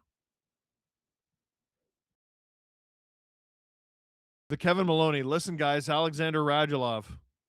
What?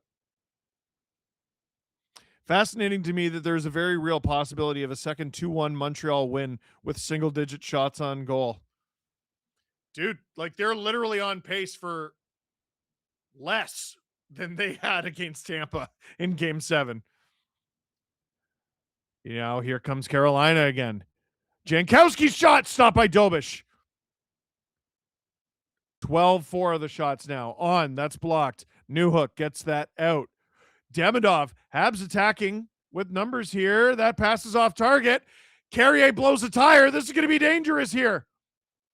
Jankowski, 3:20 to go in the second. Carrier.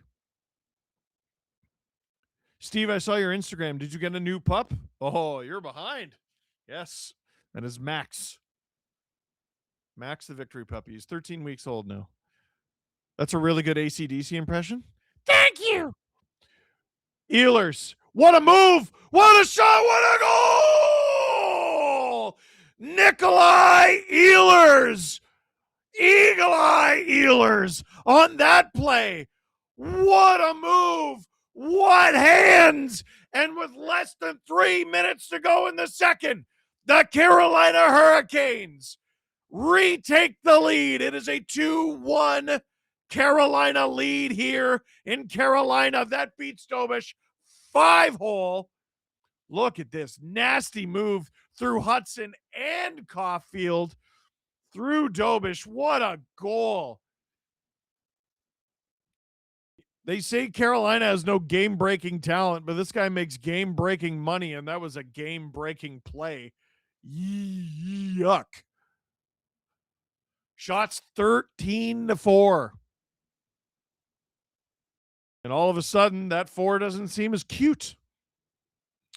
Equipment guy, I beg you to sharpen the Habs skates. Habs get out of their zone, deflect it.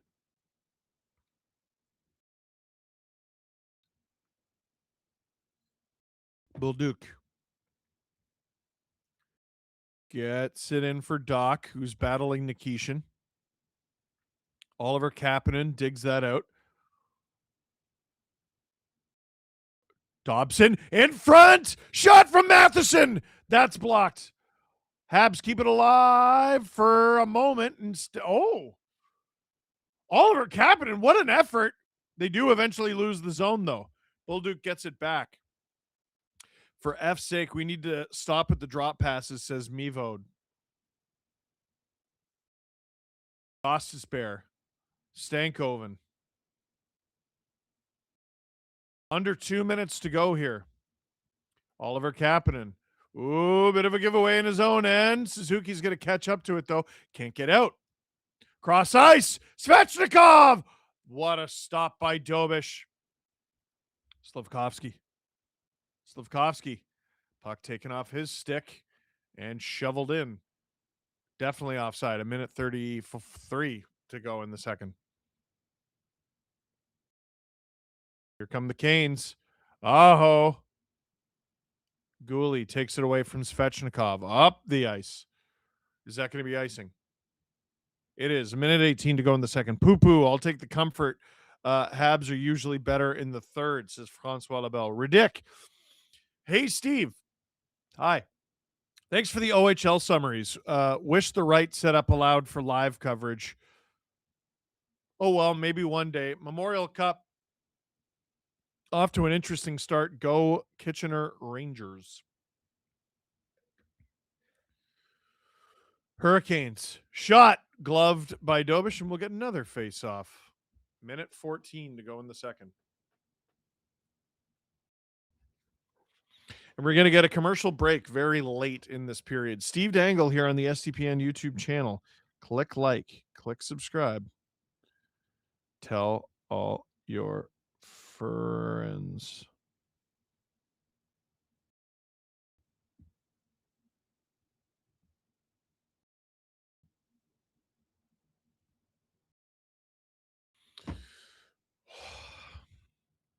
All right. What do we think is going to happen? What do we think is going to be the outcome here?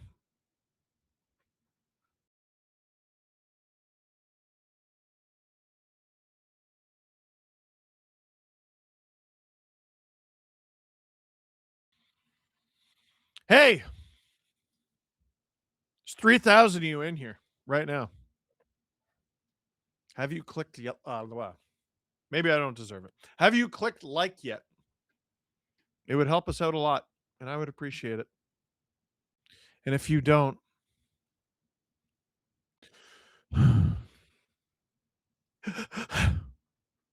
bat flips and birdie putts. I know, wrong game, but let's go Marlies. The Marlies have forced game 5 in a best-of-5 series against Cleveland in the Calder Cup playoffs. And I believe if they win the series, they go to the final. I haven't been paying nearly enough attention. Artur Akhtimov having quite the coming out party. Giggling Cat, I'd love a tie, TBH. You missed my Dobish chat earlier. Daniel, I'm sorry, but there are so many. Most goalies play the puck to help their team. Dobish plays the puck to make sure the enemy forwards know their place. He also kills his own penalties. Yeah, he's crazy.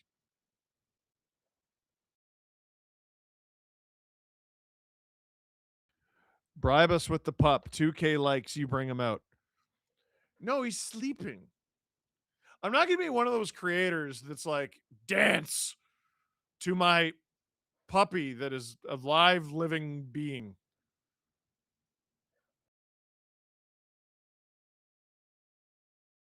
Caulfield with the puck in his own end. Offside. 1:05 to go in the second. Shots 15-5 for Carolina. Again, like I'm going to say it, 15 is not very many shots, especially for Carolina. 5 for the Habs? I don't know. It's like par for the course. Face off just outside the Carolina zone. Suzuki wins that pretty clean, and they'll dump it. Slavkovsky. Held at the line by Hudson only for a moment. Caulfield turns it over in the neutral zone. Dumped by Carolina. Dobish out of his net to play it. Dobson. Big hit. Oh, I missed that, but Hurricanes fans are up in arms. And there's an injured Hurricane getting off the ice slowly. I didn't see who that was. I'm sure we'll see a replay in moments. 20 seconds to go in the second period. Booze raining down. Dobson. Hudson. The other son. Up the ice. Oh, man, if the Habs tie it here, Suzuki. Oh, he fans on it. Anderson stops it, and the Hurricanes will get out of the period up 1 goal. It's 2-1, and another Hurricane down behind the play. Who's this one? Texier looks like he's going to go to the box here.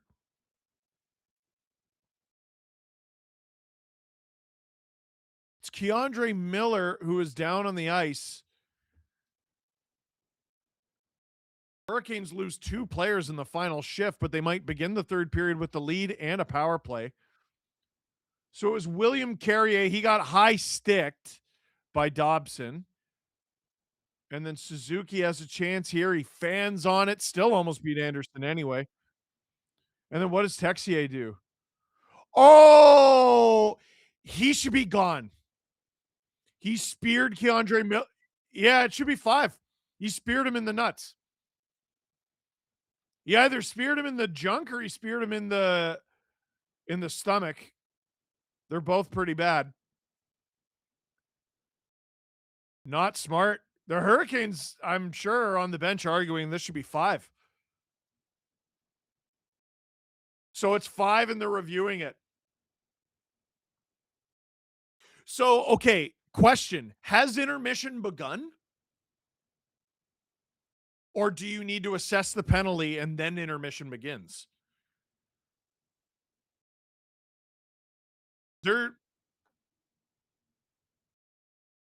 don't know.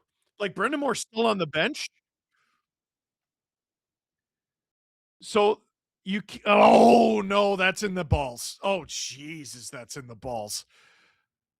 Yeah, that's a bad one. Or it could have been inner thigh. There's really nothing there other than hockey pants. They're both pretty bad. Oh, 2? That's a made-up call. That's a made-up call. That's the incorrect call. They said it's 2 minutes for slashing. He did not slash him. Go back and watch. He did not slash him. They concocted that from their imagination. He speared him. What utter game management nonsense. I know Habs fans here, like, you're happy about that call. I understand. That's made up. That's bullshit. That's completely made up. What a disgrace. Intermission clock starts when the officials leave the ice. This Suzuki's balls for Miller, methinks. Boo. We want Max Poopington, but let sleeping dogs lie. Any tricks that Charlie and Iggy never learned that you want to teach Max? Nah, I'm not clever enough. I've discovered that over the last few weeks. Saw a rose-breasted grosbeak today, highlight of the week. Quite honestly, that's a solid bird. That's a solid bird. If the Marlies win, they go to the Eastern Final. What do you think of the AHL system letting each divisions do their own playoff format? I actually didn't know that. I didn't know that. I've been kind of punched out on the AHL. I really should get back in. Who's the one that's the trickiest? For me, it's Gollum. What? Denise, you're the best.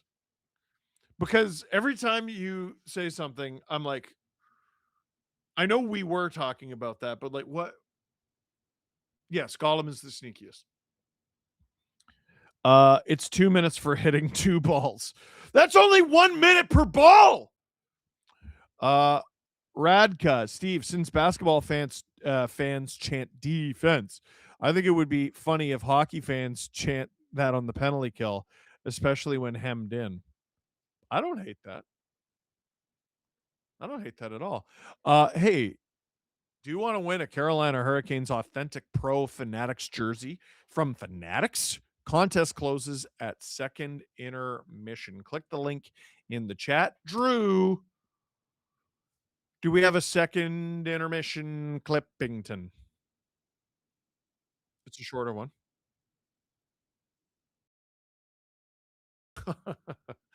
So the refs can just make up penalties. Good to know. Oh, we've known this for a long time. Here's the clip for intermission. It's us, asking the question that everyone's asking.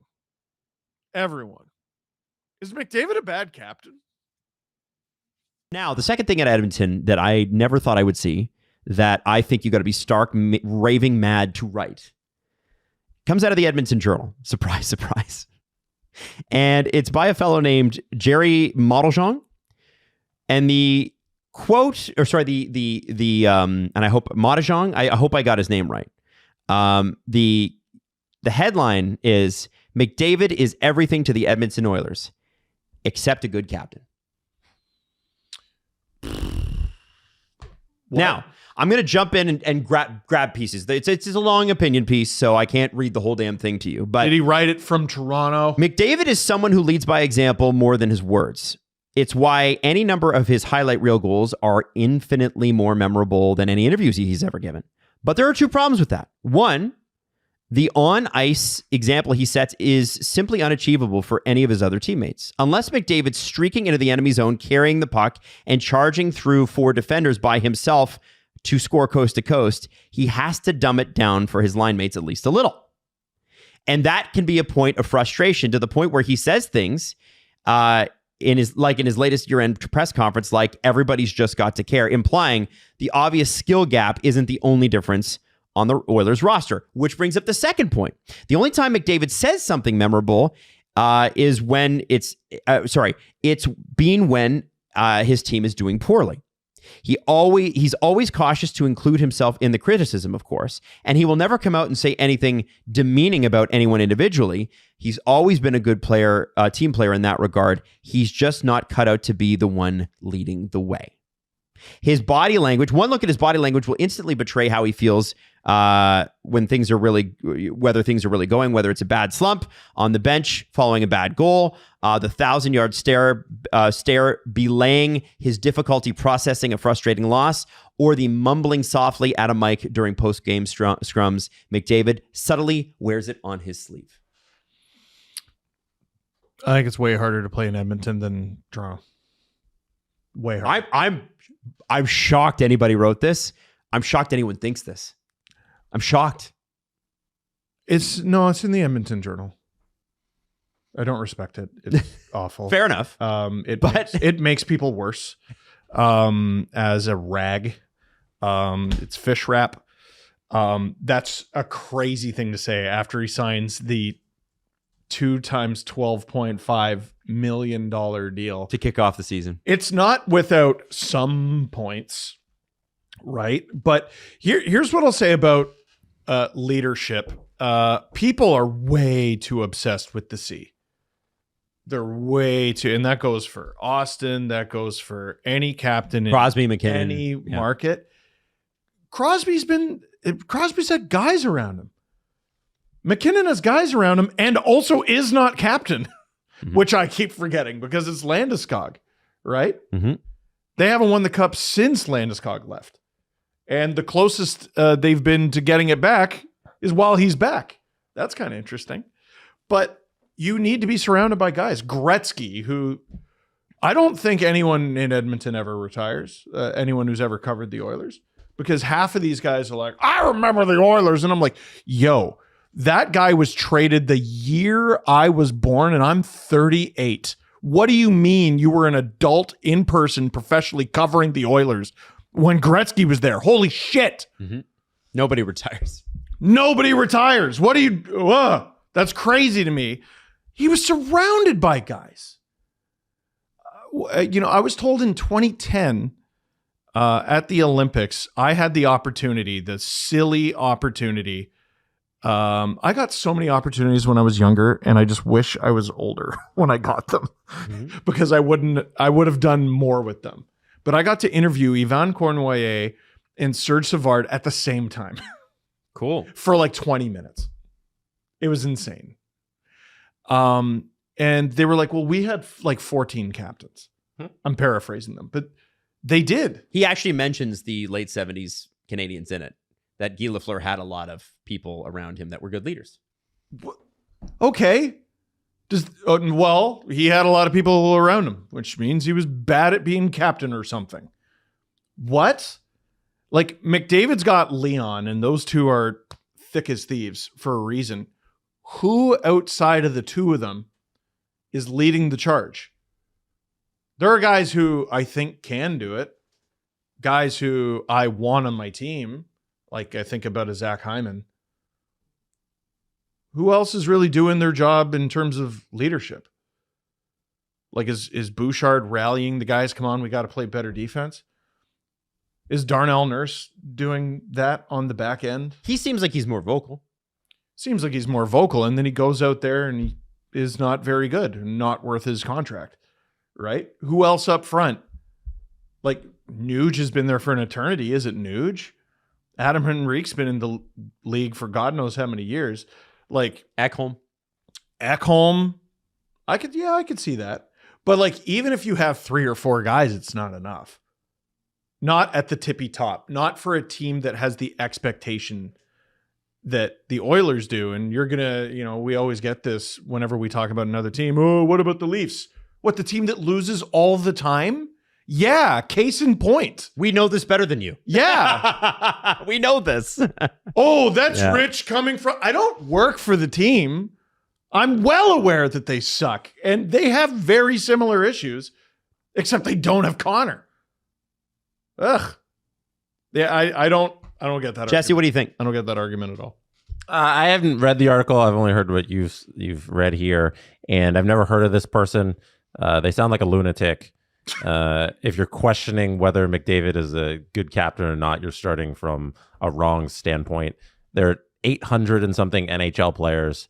I am confident in saying that all 800 and something would be honored to be on a team with Connor McDavid and that he captains. He got this team to within a goal of winning a Stanley Cup. A Stanley Cup is very hard to win, and he was right there to do it.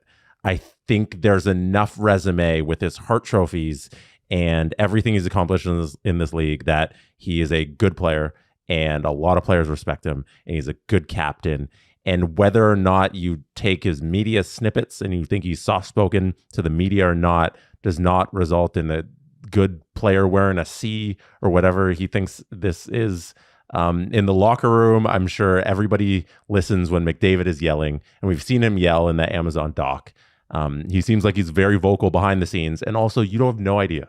You have no idea what goes on in the dressing room. You have no idea what kind of leader he is to the actual people he needs to lead, and he led them to within a goal of the Stanley Cup. So I think that's, if you're looking for winning, he was right there. So he did it. If it makes you feel any better, that's not even the worst writer at the Journal. Yeah. Well, let's Hey, did you like the thing you just watched? Was it hilarious? Was it informative? Was it me losing my mind? Possibly. Potentially. Most of the time it is. Hey, listen, if you like... Steve Dangle here on the STPN YouTube channel. Click like, click subscribe, tell all your friends. 2-1 Carolina after 40. I'm going to remind you, win a Carolina Hurricanes authentic Pro Fanatics jersey from Fanatics. Contest closes at second intermission. Fill out the form by clicking the link in the chat and in the description. And click like.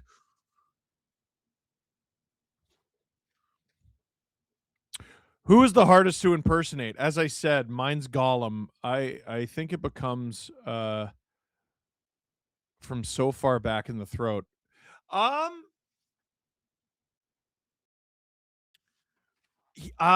know a lot of people do Heath Ledger's Joker, but everyone does this. Everyone does this one, but that character also had a really low growling register as well, and I can't do that and then get there. I can't do it. If I've lost my voice, you ever lose your voice and you feel the pain here, like right here, but it helps you make other voices? No, just me. I'm the only weirdo who got home from school and made faces and voices in the mirror. Okay, well, that sounds made up. That's not made up at all. Yeah, like down here.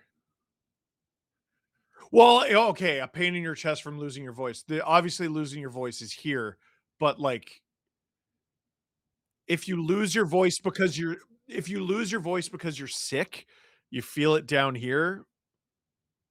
It's hard to describe. Telling people how to do a voice is so friggin' hard. I used to do Gollum all the time. It's not very good. I haven't practiced in a very long time. Was surprised I remembered it's not a league. You're right. Spartan Bulldog. Merci beaucoup. Giggling Cat had a glorious moment years ago where the Miami Heat commentator sat in our section for his first time watching live hockey. We did, in fact, chant defense during the PK. That's hilarious. R.E., the McDavid captain clip. He was drafted at the Florida draft, and people were yelling, "Save us, David," which I thought was crazy at the time. Hockey is a team sport. WTF more do you want from him? Listen, people think the Toronto media is crazy. Pound for pound, no one's close to Edmonton. There are a few other like pretty tough media markets, like not all the Canadian ones. Like no one's like, oh, the Winnipeg media, but like Montreal can be pretty tough. Vancouver can be pretty tough. You don't really hear much about Calgary. Ottawa's pound for pound pretty strange. I'm not going to say difficult. Edmonton has nothing. They got the Elks. I know. According to that clip, I take it you love the Edmonton Journal. It makes Canada worse. It makes Canada and Canadians worse. If Miller pisses blood, does the double minor go into effect? Jesus!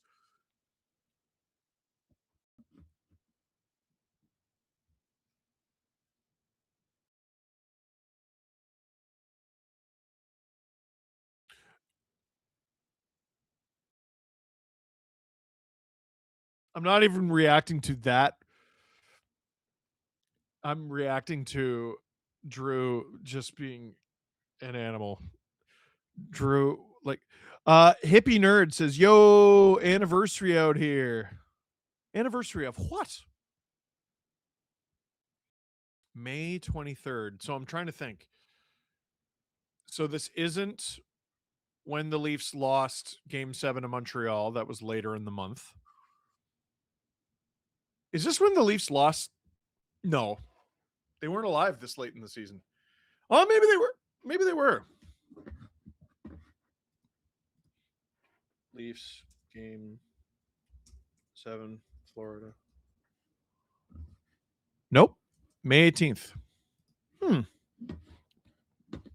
Spartan Bulldog. Hey, whenever you do all these giveaways, can Americans join or is it only for Canadians not in Quebec? I don't know. Americans can join? Americans can join. Okay, great.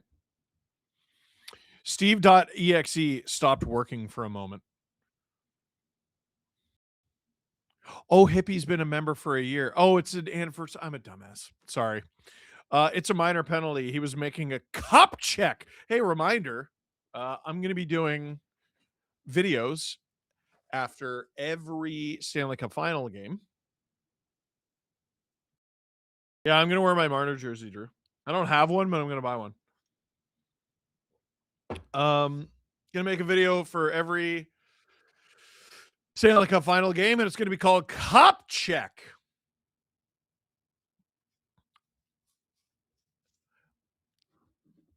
Listen, Carolina is winning 2-1 right now, and they're beginning the third period with a penalty.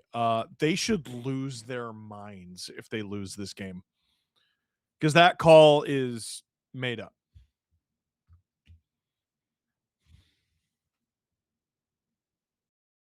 I'm going to tweet it. Should I tweet it?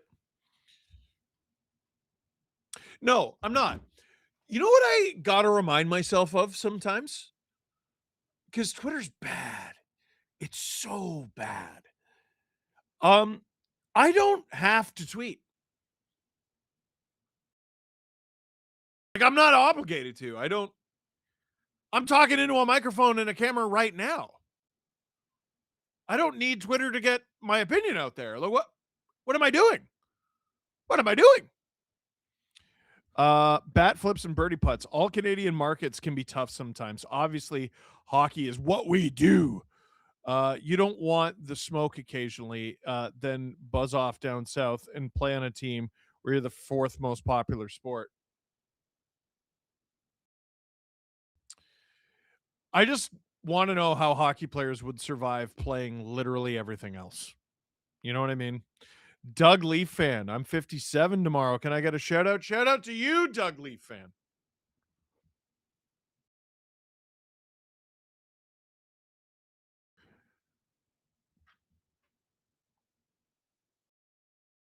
Doug is a day oneer. Absolutely. Let me tweet. I'm tweeting the link. Third period.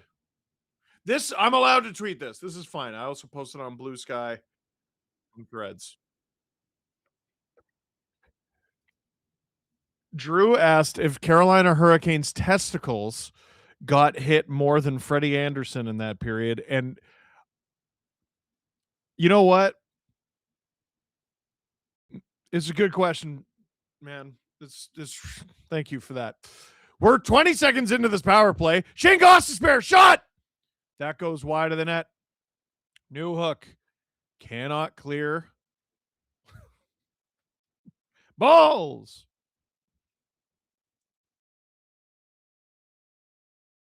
Aho. Cross ice to Gostisbehere. Back to Aho. Stopped by the glove of Dobish. There's a rebound, though. Jarvis. Gostisbehere. Aho. Down low to Svechnikov. Aho. Gostisbehere. Aho. Jarvis. Aho. Aho. Oh! Cross ice to Jarvis off the post, I think. How didn't he score there? 45 seconds to go on the power play. Svechnikov, he's been very hungry in this game. Up the half wall. Jarvis. Cross ice. Fake shot. Gostisbehere. Jarvis. Cross ice. I think that's Ehlers out there now. 25 seconds to go. Ehlers shot from distance. Rebound. Stopped by Dobish. Airmailed down the ice all the way. Freddie Anderson out of his net to play it. 15 seconds to go in this power play. Andrew Doucette. C'est beau. Go Carolina. Go. Tabernacle de Calice. Holy. Oh my gosh.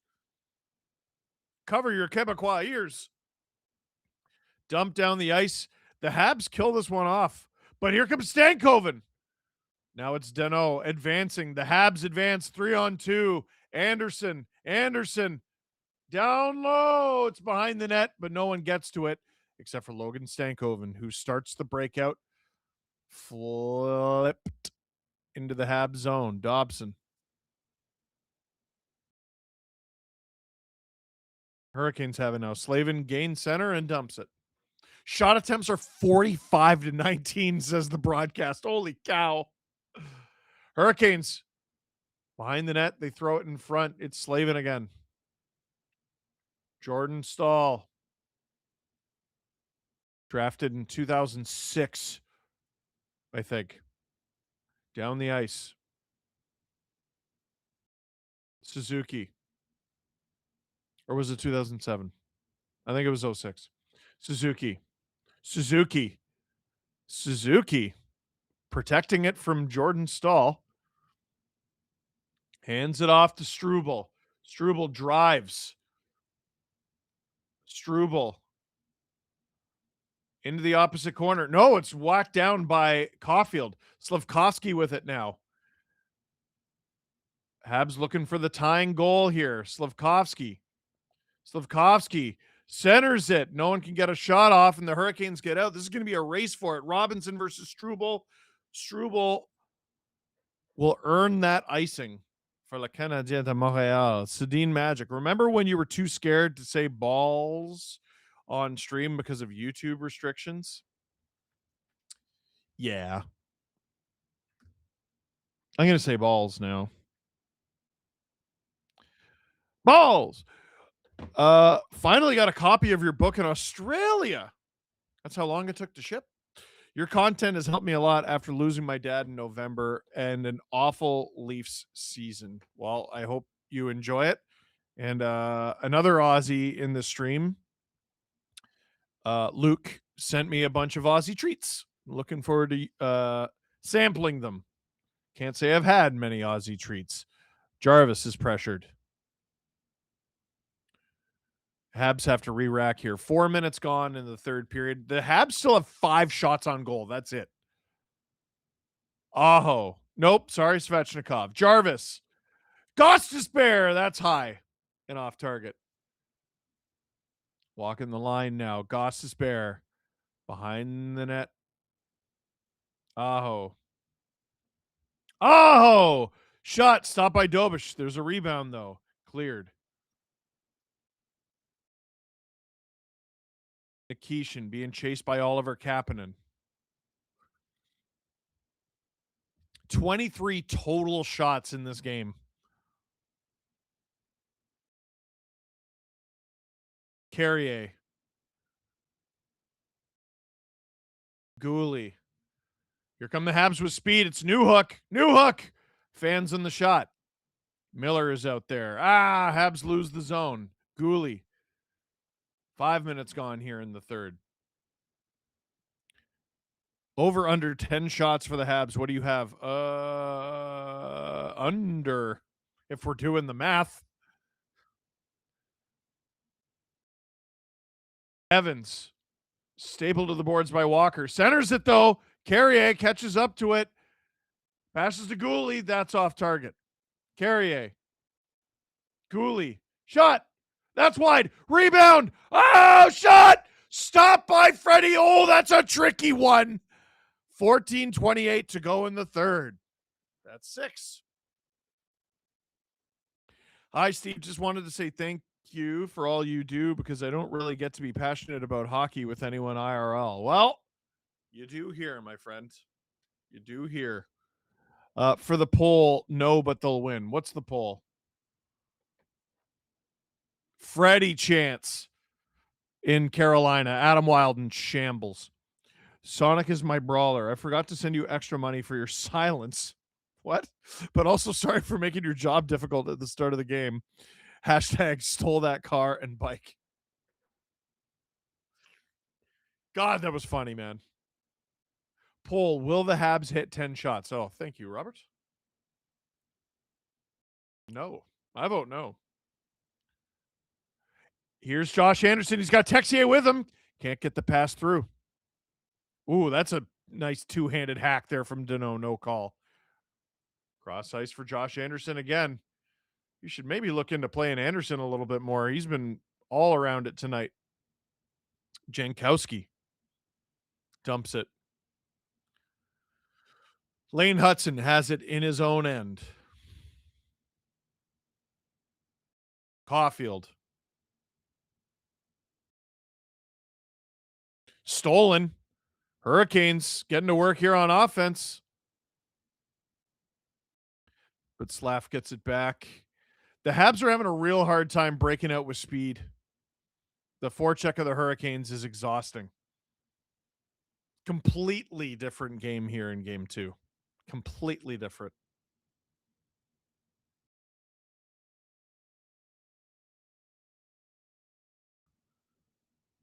Oh, Miller picks it off. The stretch pass doesn't work. Here's Martinook. Stopped by Dobish, but he didn't seem to know where it was. 13:04 to go in the third. Hey, you're talking about really good playoff beards. If they go all the way to the final, Martinook.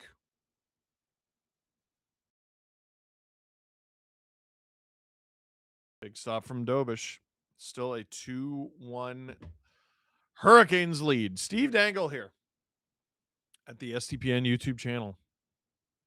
Click like. Click subscribe. Tell all your friends. Tell all. Ton ami.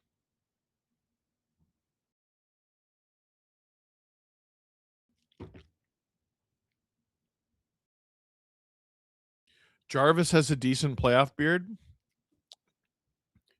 Victoria, don't lie to me.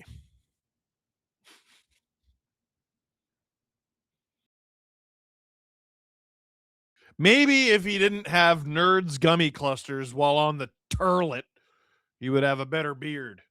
I'm chronically online enough to know about that. He does. He has Nerds gummy clusters on the turlet. Swag Poppy says balls, balls, balls, balls, balls, balls, balls, balls, balls, balls, balls, balls, balls. Klondike Mike says 12 balls. Oh, 12 balls, 12 balls, 12 balls. Gavin McKenna, I believe, wears 72. He should wear 12. He should wear 12.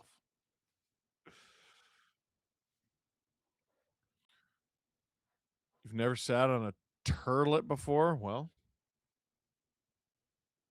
Hey, is this Steve Dangle from the STPN YouTube channel? It is. Click like, click subscribe, tell all your friends.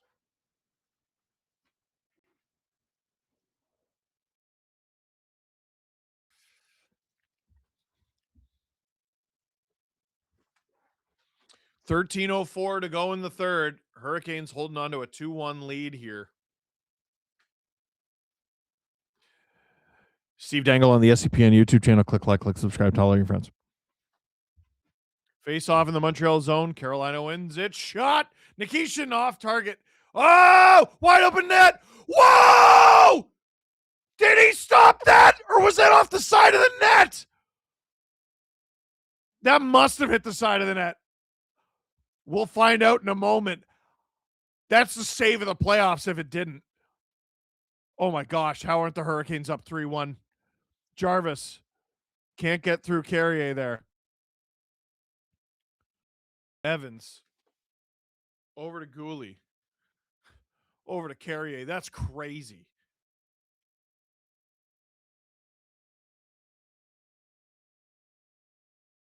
You know what's also stupid about the Texier thing?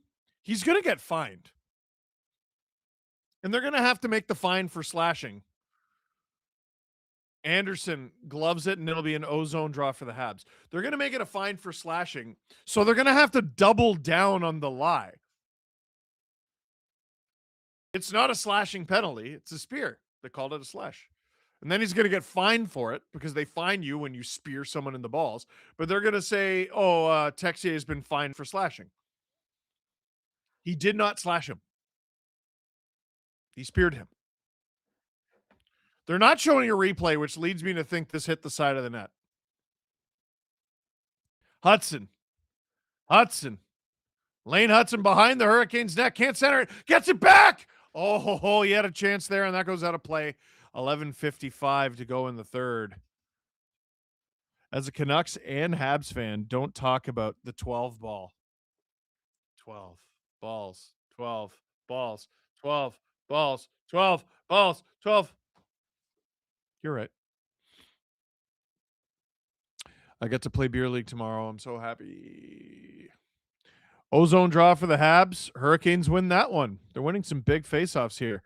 Sent into the neutral zone, out of the reach of Martinook, so Dobson will bring it down the ice, hands it off to Suzuki. Caulfield, man in front! Couldn't find Dobson for a clean shot.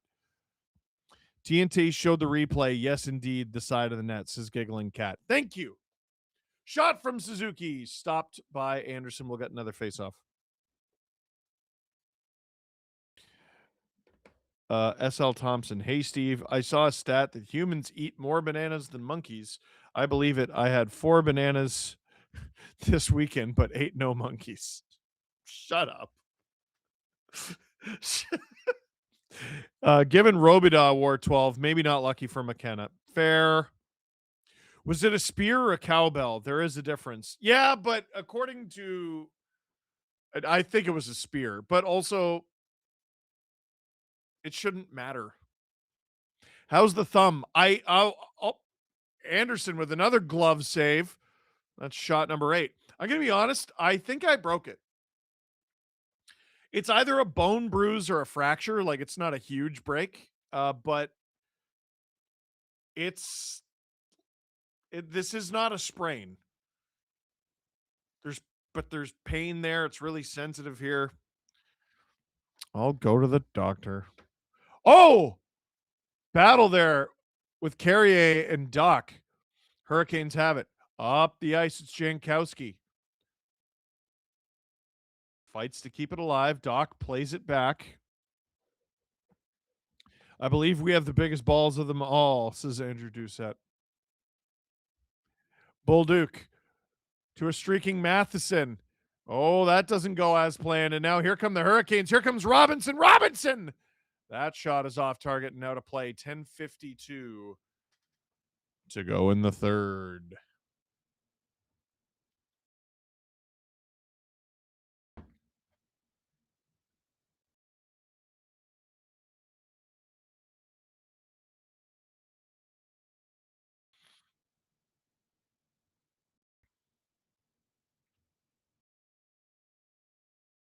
Shots 19-7 with 10:52 to go in the third. This faceoff is in the Habs zone. Suzuki wins that.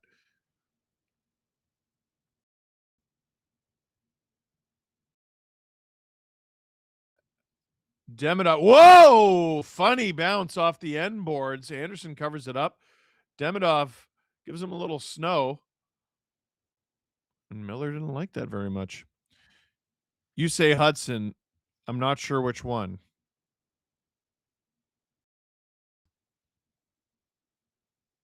Are you talking about the guy from Heated Rivalry? What?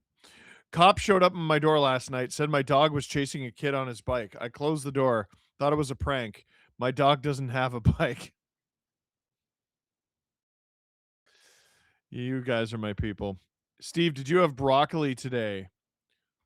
No. I did have asparagus, though.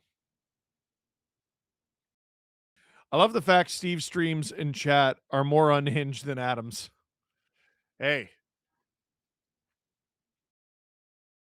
I don't know. Adam does have Gripper Nation.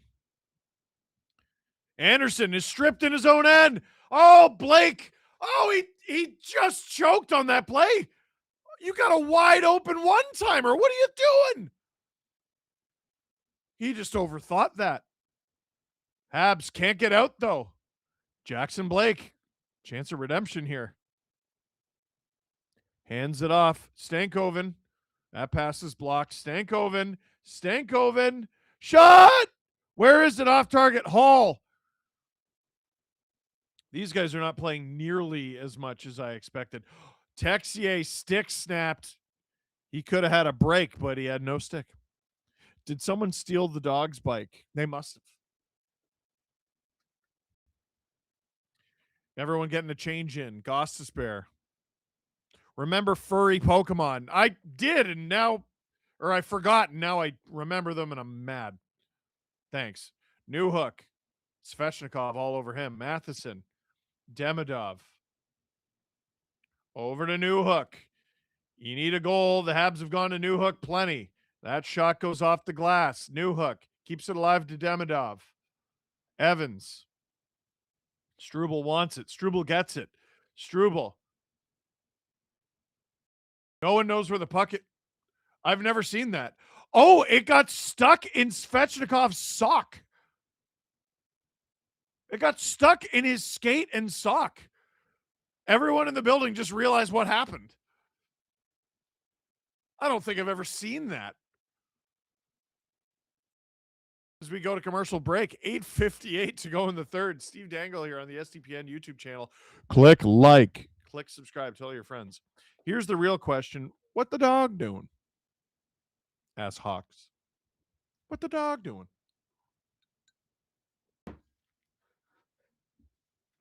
What the dog doing? SDP admin says Berube ass game. Andrei Sochnikov? Oh, Sochnikov. I was like, the guy who played for the Leafs? Is Nikita Sochnikov still playing? I feel like he was good last year. He is still playing. Oh, he was not good this year. He played for two teams. Severe. Let me just tell you, these two teams are not star-studded, or at least very rarely are. Sabir Novosibirsk. He had 11 points in 20 games, only 2 of them goals. And then with Admiral Vladivostok, 13 points in 31 games. Leaf legend Taylor Beck on Sabir Novosibirsk.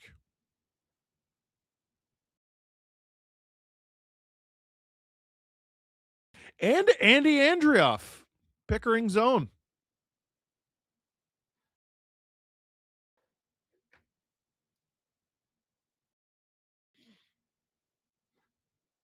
Now I'm just looking at KHL lineups while there's a stream going on. I'm sorry.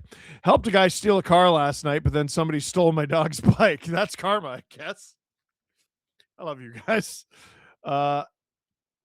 Evan, did you know cats jump high?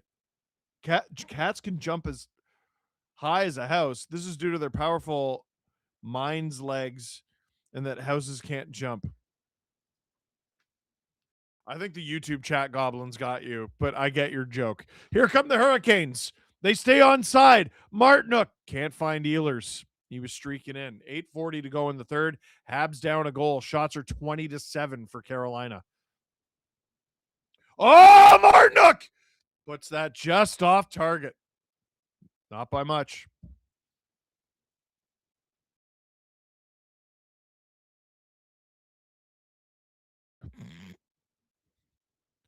Steve, best meat guanciale. I don't know what that is.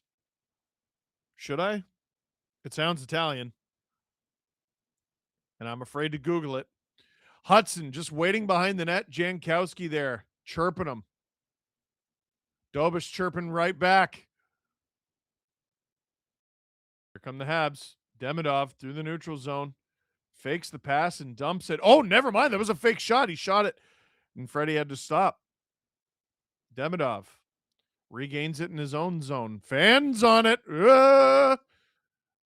Carrier prevents it from being disaster. Gooley with it. Can we see the dog when the game's over? No.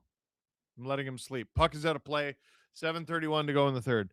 All the stream needs now is producer Drew crashing out like he did last night and Wednesday night.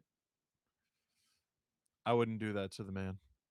Steven Schiller, we don't get to watch hockey anymore. We don't get to watch hockey anymore. We talk about stealing bikes and cars. That's the rule. That's the goal now. What's going on? What are we doing? Jesse's take is wrong, by the way. Prosciutto is top tier. Thank you. Prosciutto. Ducking autocorrect, I know. Up the ice. That fooled the cameraman. Dobish out of his net to play it. Gooley trying to say that went out of play. Texier to Carrier. Here's Dano. Anderson. What a move! It's in the slot. Carrier banging away at it. Anderson again! Josh Anderson ties it! Ties it! Are you kidding me? Are you kidding me? The Montreal Canadiens live on a healthy diet of nothing and lint and air, have 2 goals to tie it, 2-2 in the third period with their 9th shot on goal. What is this hockey team? It makes no sense. It violates every law of physics. It violates the Geneva Convention. It violates terms and conditions. Josh Anderson, 2-2 in the third period. Anderson greater than Anderson, says Power Pat. 7 minutes to go. Can we get a Drew video with you as the editor? That would be funny. And limited. Icing against the Habs. Giggling Cat says, ha, ha, ha. Sedin Magic, I took the risk and Googled it. Guanciale is a salted cured meat. Looks a lot like bacon to me. I mean, it's Italian. It comes from pig jowls.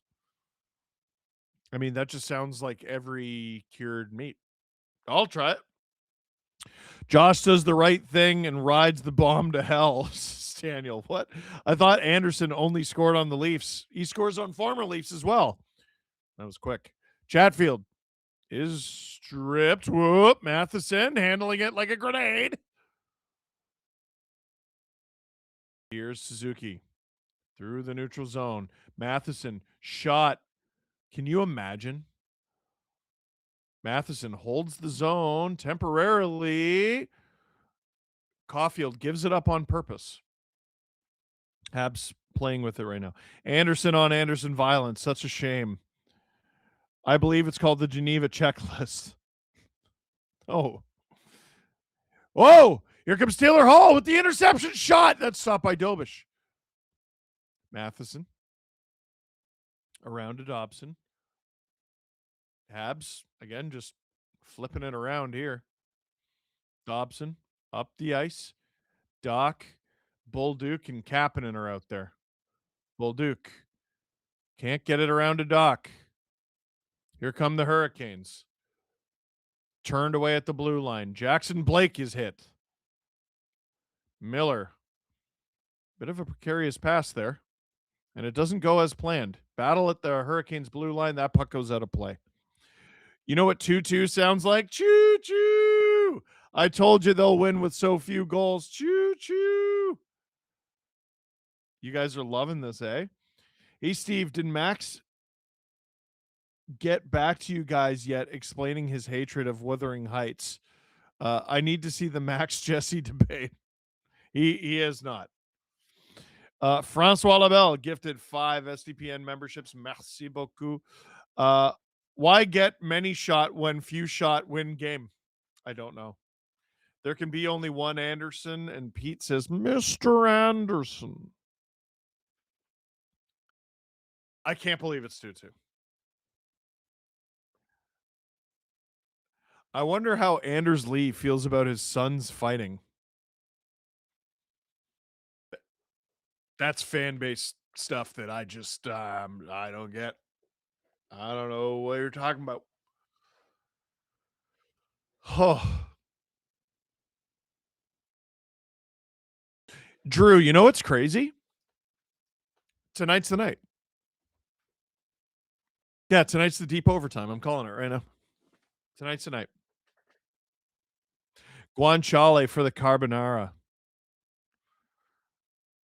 Is it so? Wait, is it like pork belly?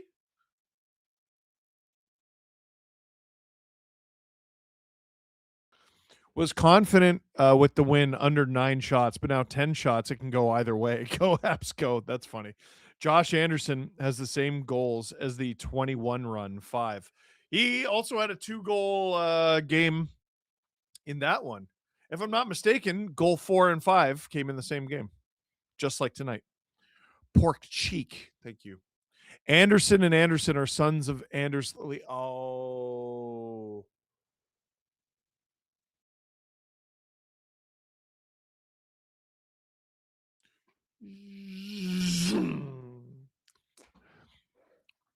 Over my head.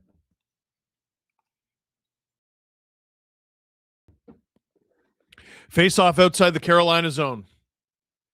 5:31 to go in the third. Habs win that one.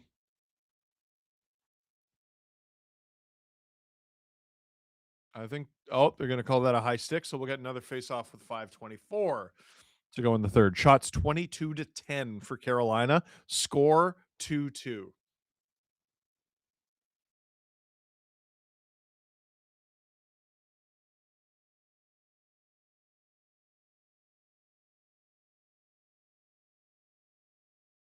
That Drew says the Habs are the definition of the Jesse Pinkman meme. They can't keep getting away with it. Francois Labelle says jambon de Bayonne is a French version of prosciutto, and it sounds friggin' delicious. Isn't prosciutto just ham that isn't cooked or smoked, just dried, cured? Listen, I don't know how it's made, and I don't want to know how it's made. Just give me 14 of them. Habs collect the puck. Hurricanes swat it back the other way. Stolen by Evans in the neutral zone. Jake Evans cross ice to Newhook. Oh, Anderson looked behind him. Newhook with it again. He's got 2 Hurricanes on him. Evans, Demidov alone in front. Can't get the puck. Now here comes Svechnikov. Cross ice to Jarvis.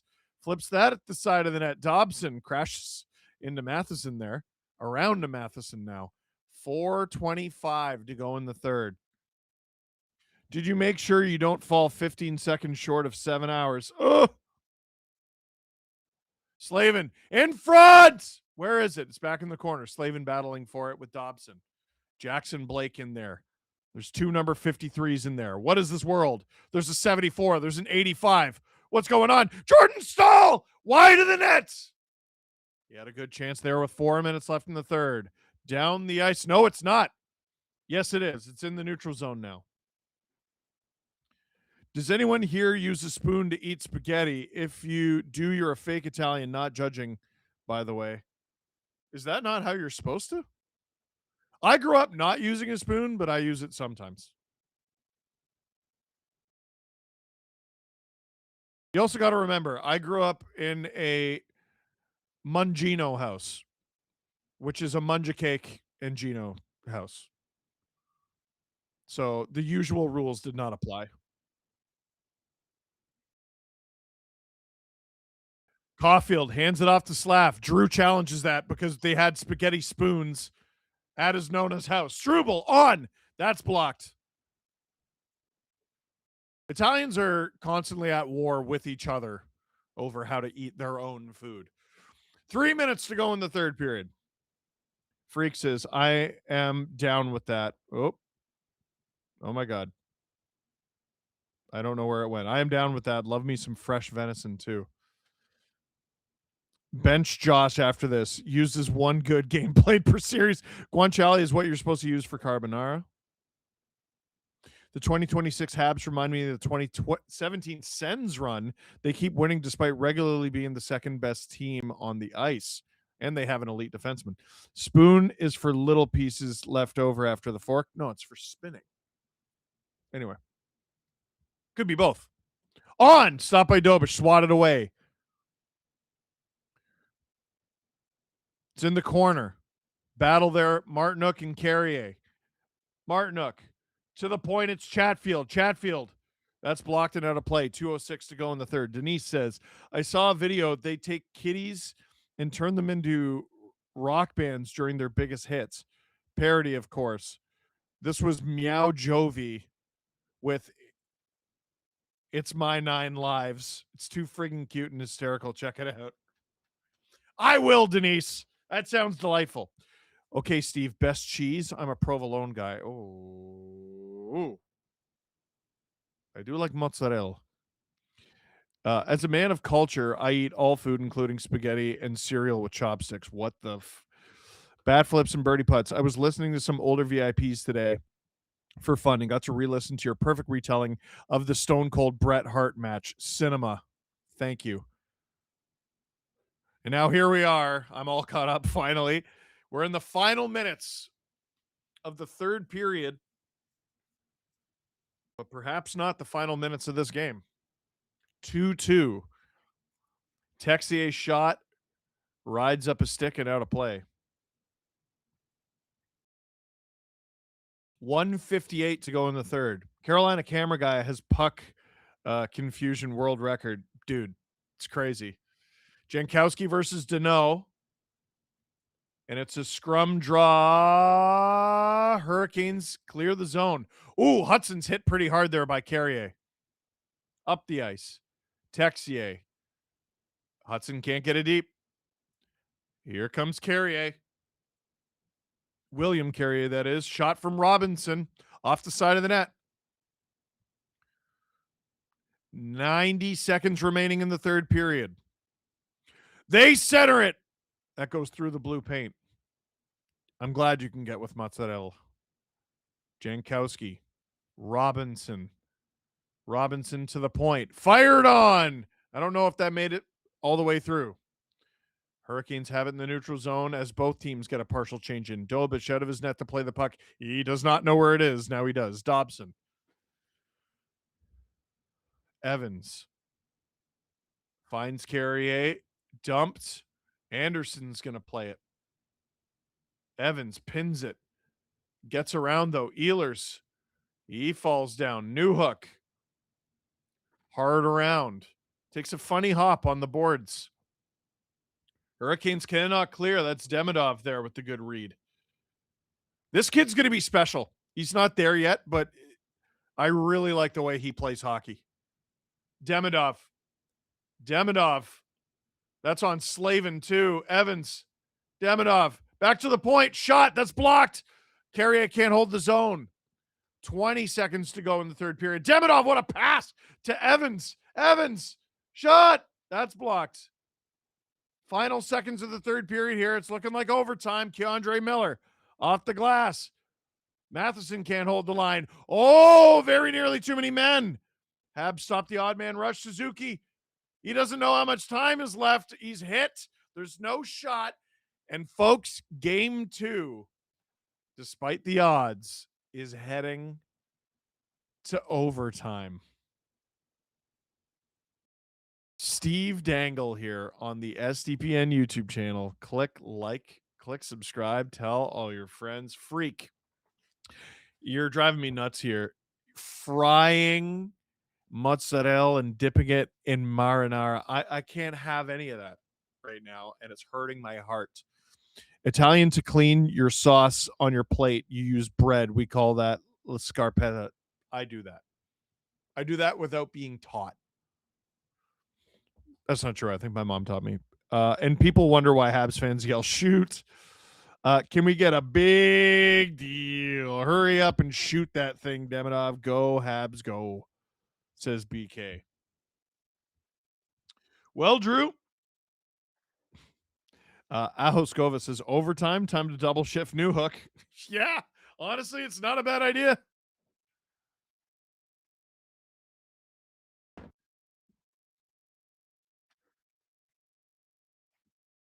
Oh, this is interesting. If Freddie loses, bench him. He's cooked, says Sports Talk Chud. Freak says, Steve, who's going to lay it on the line? I don't know. Skipping fried food is actually healing your heart. Yeah, I don't like it. I'm in the best shape of my 30s. I don't like it. It's genuinely really good for me. I can't believe it. I hate it. I want to take a bunch of Doritos and put them on a plate and melt cheese on them in the microwave and then eat it. I'm not allowed. Windwalker says, sub sandwich you probably haven't tried. Scrambled egg and falafel with cheese and hot sauce. Invented at a halal food truck in Philly near Drexel U.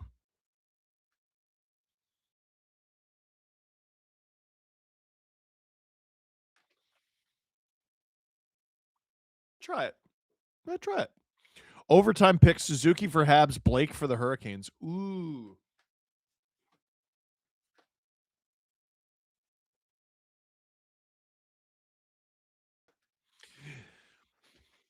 Give me Taylor Hall. Even though that line, he has not done enough. Not compared to the first 2 rounds. Give me Taylor Hall. And Ivan Demidov. Anderson Hattie's a crazy pick. Demidov Gostisbehere. Got a few Caulfields.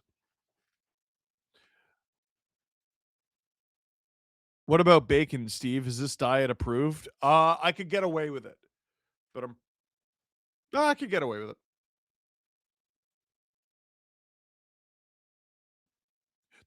There are some things I can get away with if I have it once.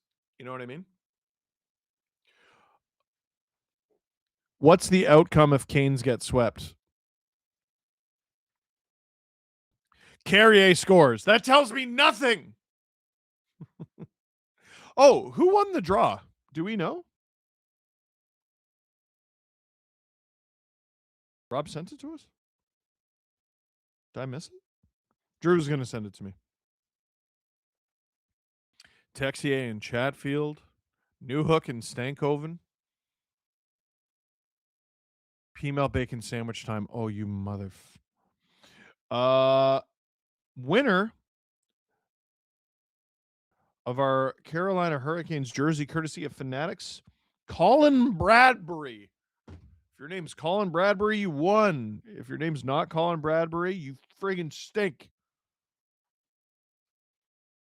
We all know Newhook will score. You know what? Should we go to break? I think maybe we should go to break. We're going to show a clip about Carolina Hurricanes. It's not you, Hayden. We're going to show a clip about the Carolina Hurricanes and their demons that they face in the Eastern Conference Final. They're 1-17. Oh, shit. Wow. As someone who specializes in covering a team that has just the most insane amount of demons, I'm sorry, you can't tell me that's not in their head. Like, the easy narrative is rust. They were shot out of a cannon to start the game. Mm-hmm. They almost scored first shift. They scored second, scored 33 seconds in or whatever it was. And then immediately allowed a goal. It was 1-1 a minute in. Yeah. It looked like Carolina, the first shift of the game, first two shifts of the game, it looked like they were going to put Montreal through the boards. And if it was scary. I know the rest of the period, like Montreal had the 3 goals, but even at the beginning of the second period, the entire second period, the entire second period, I was like, okay, this is what I expected. They warmed up. They might not come back and win this game, but they're going to be fine for the series. And then in the third period, they don't get a, I don't know if they adjusted it after the fact, but they didn't get a shot.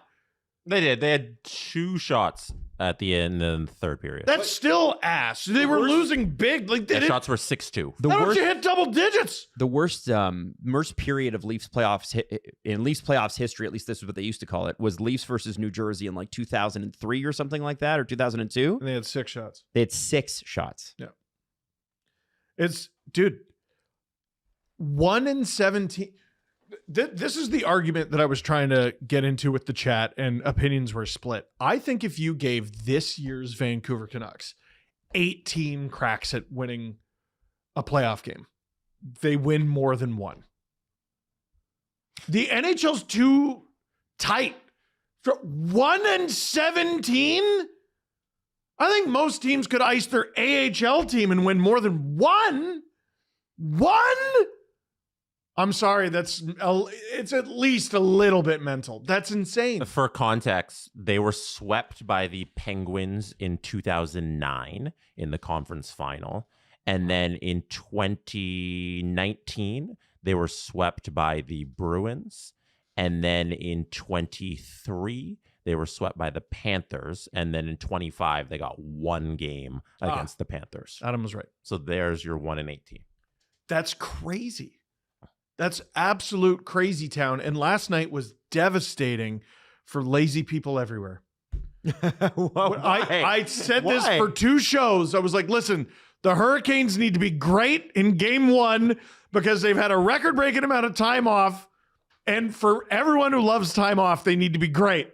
So we can see, we can say, see, all we needed was time off. You give me a little bit of time off, I'm going to be great when I come back. I promise, boss. And they were the worst they've been in forever. They allowed more goals last night than they did in either series this playoffs. That's crazy. Since 2000, teams with 9+ days of rest are now 2-5 in their first game back from the layoff. That's according to Sportsnet stats, which is bonkers. What was the Drew stat? This was also, I believe, a Sportsnet stats one, and I'm looking it up just to make sure. But the Hurricanes are the 4th team to have 10+ days off between playoff games. None of the previous 3 teams won their next series. So the Drew stat was, I believe it's teams coming off a 7-game series playing against teams coming off a 4-game series are 7-1, I think. Are the Habs going to do this? Well, and the other thing I think is fun, youngest teams to make the conference finals since 1987. Which is the year before we were born. Jesus. New Jersey Devils in 1988, 25.5. Boston Bruins in 1988, 25.3. I think Boston won that series. Didn't they go to the finals? Oh, no, who won? The year we were born? I don't know. Probably. Montreal Canadiens, 25.8 this year. Montreal Canadiens 1993, the last time they or any Canadian team won a cup, 25.8. So they're exactly tied. I have a hard time wrapping my head around that because to me, they're all old men. I know Chris Chelios will never be 23 years old to me, but he was like pretty young. Wasn't like Guy Carbonneau on that team? Yeah. Oh, yeah. Yeah. Now, Yeah. Jess, Mm-hmm. this just rust. No. Montreal, like we're not giving them enough praise for what they did in that game because it's everything that Montreal is at their peak. The Caulfield, Suzuki, Slafkovsky line last night, they had nearly an 80% expected goals share when the three of them were on the ice. It's a ridiculous scoring ability where they know that coming into this series, Carolina is going to try and hem them in a lot. They're going to try and get all their shots. And if we can break out on the rush and score and using our explosive talent to do that, we're going to get our chances. We're going to be able to get goals. And they just executed that perfectly to a T.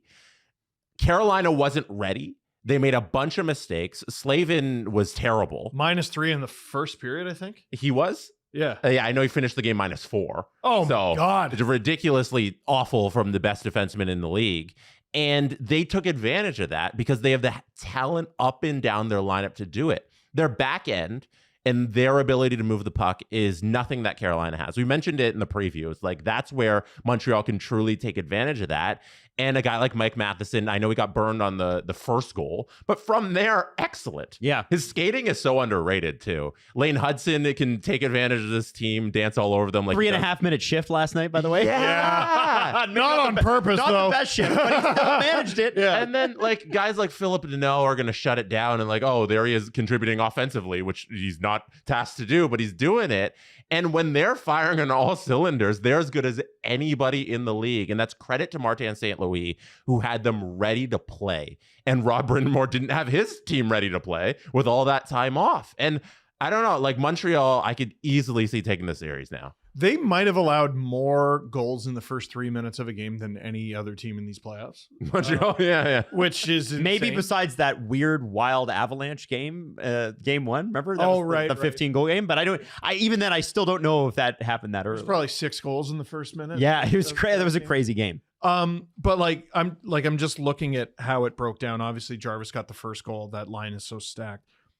Caulfield scores, and it's 5-on-5. Everyone gets a cookie on that goal too, Which he hasn't been doing. And now that he has his 5-on-5 goals going, like who are you stopping in that lineup? Yep. Philip Deneau squeaks by you, 2-1.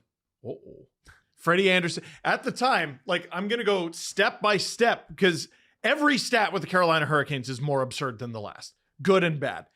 And they're like, Freddie Anderson is not allowed more than 2 goals in these playoffs. And I'm like, wow, that's crazy. The Habs did it 4 minutes in. Okay. Texier gets it. Already blown the doors off. And I'm sorry, that has to be in your head. Mm-hmm.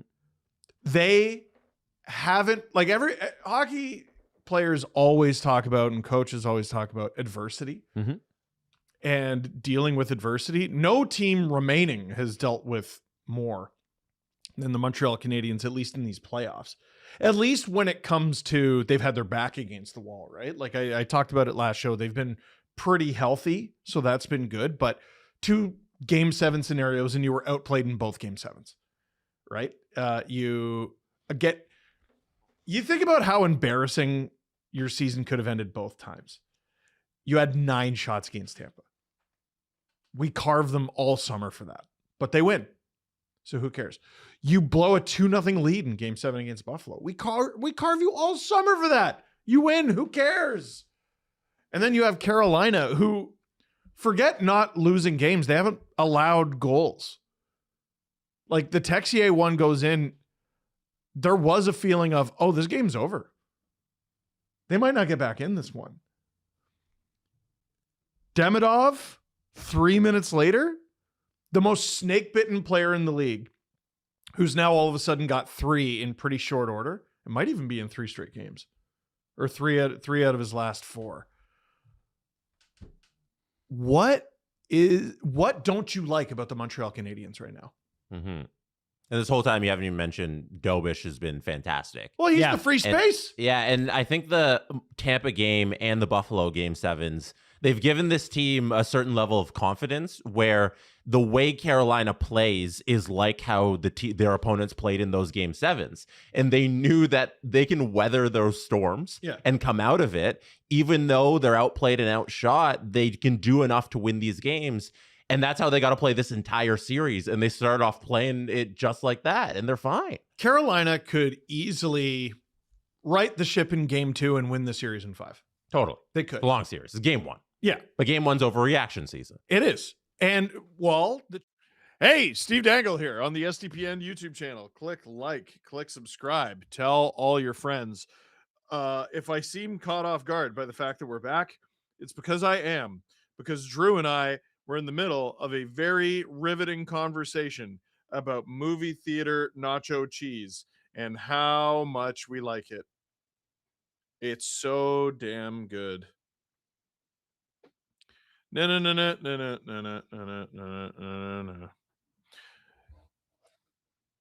doing an Adam and having a double OT espresso. Good for you. I won't be able to get to bed, so I can't do that. Give me Lane Hudson for the Habs, Aho for the Canes, Cisadine Magic. Giggling Cat, checked with retired nurse mom. Ricotta shouldn't be on the ban list. Ooh, low-fat mozzarella. That just sounds like a crime against humanity. Still, ricotta. It's so stinky, though. Would be like bacon. Just threw $20 on Montreal minus 1.5. I need a big fourth quarter. This is Adam. Here we go. Puck is dropped. Carolina wins the opening faceoff of this overtime. 2-2 in game 2. Fitting. 24-12 are the shots after 60 minutes of play. 24 is not very many shots. 12 is crazy. Slavin. It's behind the net now. Ehlers fires it on, deflected wide. Shot on, deflected wide again. Suzuki around. Slavkovsky. Dobson trying to catch up to that. Oh boy, he stepped into hard by Nick Ehlers. Nick Ehlers, sneaky nasty. He has sneaky nasty moments. I got well acquainted with his mean streak during the Canada division year in 2021. What Drew says, would you believe me if I told you shot attempts were only 48-38? No. No, I think that's wrong. Demidov. It's an actual stat? Damn. Here come the Hurricanes, 3-on-2. Svechnikov. He's got Aho. He's got Jarvis. That shot is blocked and in the corner. Aho with it. Shot from Sean Walker. That's blocked by Jake Evans. Down the ice. Miller. Svechnikov. Nice move. On the entry. Aho. Jarvis. Shot. Stopped by the kick save of Jakub Dobish. Now here comes Evans, who will curl back as the Habs change. Reminder, overtime is long change for both teams. Walker is hit as he dumps the puck down the ice. Struble up to Danault. Josh Anderson, he's got both Habs goals in this game. Does he get the trifecta? Down the ice, is this going to be icing? No, Struble thought it might be. He had Stankoven on him. There's a big hit from Hall. Oh, boy. Hall. Oh! Swatted around in the high slot. And Struble airmails it. I think Struble was in some distress there. Because, yeah, the Habs were shorthanded there for a moment. He's still not off the ice. Keep an eye on that. Struble in there to help the Habs get the puck. He has it now. Gets it out into the neutral zone, and Doc will dump it down the ice. Anderson. What a stretch pass to Robinson! But Hudson gets back, or rather Matheson, sorry. Up the ice. What a pass into the neutral zone. Hurricanes get it back off the turnover. Jankowski. Behind the net for Will Carrier. Will Carrier spins. Can't find a friendly stick. Bolduc. Cross ice for Kapanen. Oliver Kapanen getting some action early in this overtime. But here comes Ehlers. Ehlers shot. Scores! Nikolai Ehlers. 2-goal game. And this is a 1-1 tied series heading back to Montreal. Nick Ehlers. Big game from Ehlers. The Canes don't have any high-end talent. That's exactly what they pay this guy for. Flying into the zone, bullet of a shot, and he puts this one on ice. 26-12 are the final shots for the Carolina Hurricanes. They bent, but they didn't break. Chatfield off the end boards. I think it was a pass from Jankowski to send Ehlers on his merry way. And it's a 1-1 tied series here. Man, Ehlers had just gotten off the bench, too. Bouncing puck. He hit it to himself. And I think he might like it in Carolina. It was indeed Jankowski who passed it to Ehlers as he's heading off to go to the bench. Wow. Just really fortunate for Ehlers. He was able to settle the puck down. Or maybe it's not luck. Maybe he's just that good. Nikolai Ehlers with a Danish dash into the Hurricane zone. It is a tied 1-1 series heading back to Le Centre Bell. Steve Dangle here on the SDPN YouTube channel. Click like, click subscribe, tell your friends. Daniel D says, Habs in 7. We're doing 28 games this year. You might. Francois Labelle, cover your ears, says, Os fi de calice de tabarnak. I don't even know what that means, but I know it's swearing. Hi, Steve. Thanks for the stream from PA Sask. Oh, boy. The tweets, the content. Sheesh. Canes in 5 says, can't stop. What's funny, isn't this a lot like the Buffalo series? In that series, Habs lost game 1, and you're just like, oh boy, I don't know how they get back in this series. We were sort of looking at Carolina like that after they just get destroyed in game 1. Game 2 happens, and you're like, oh boy, Habs might lose in 5 here. C'est bon, merci, Carolina. Tabernacle de Calice, says Andrew Doucette. Reminder, Habs haven't played well at home lately. They have not. They've played very well on the road, or at very least have gotten favorable results on the road. I think it's a bit difficult to refer to tonight as a game well played by Montreal. They did force overtime, but 26-12 is crazy. The Habs have had games of 12 shots and 9 in these playoffs. They won one of them, and the other went to overtime. Happy Dono. Woo, let's go Canes. Yes, I got you. Rocket Man. No 10 goals on 5 shots today, Habs. Hey, that should have been sustainable. I don't know. It could be a lot worse. This in game 2 is better than this in games 5 to 7. You're not wrong, Daniel. They just barely beat a sloppy Habs team. Hey, and the Hurricanes have no idea what they're walking into in game 3, by the way. You have no idea. Do you know what you're walking into? Oh, because it's Montreal? No. Because it's Le Centre Bell? No. In game 3, the Carolina Hurricanes have to contend with Jakub Dobiš after a loss. He has not lost yet after a loss. I believe the stat from Jesse Blake is the Habs haven't lost back-to-back games since March 14th, which is insane. Adrena Gray, Steve, you need to wear the hat next game. You know what? Maybe you're right. It's so itchy, though. But it's so itchy.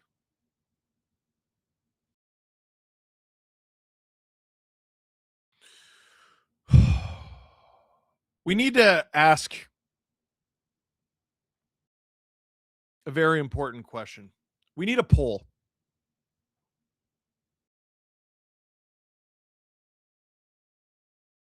I have a beer league game tomorrow. Am I getting 0 points, 1 point, or more than 1 point? We need to know. We need to know. My head is itchy without the hat. How about Nikolai Ehlers, man? It's funny. Like, there were times during this game I was like, why is he on the third line? And why isn't he playing very much? And like, it looks like he's playing well. I know he's had some injuries that he's had to fight through during these playoffs. Secondary assist. Yo, I would love a secondary assist. They're all assists. I have 2 points in 2 games this season. I have a goal. I have an assist. No idea what goal it was on. No idea. I think the ref was being very generous.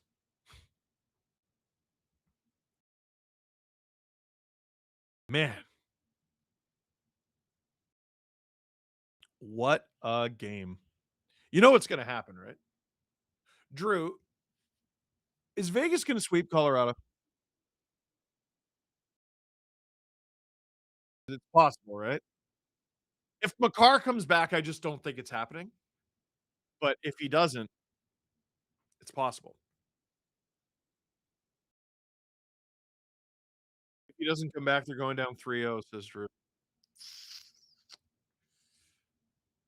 Are we going to get another situation where the Habs are going 7? Whoever waiting. You're betting on Newhook to score if it does? Yeah, absolutely. Has that been knocked askew the whole time? There's an option missing, less than 0 points. Hey. I just ruined the Habs juju by fixing that picture. Oh, no. Maybe that's why they lost tonight, because I knocked it earlier. Maybe that's why. Makar comes back game 4 and reverse sweeps.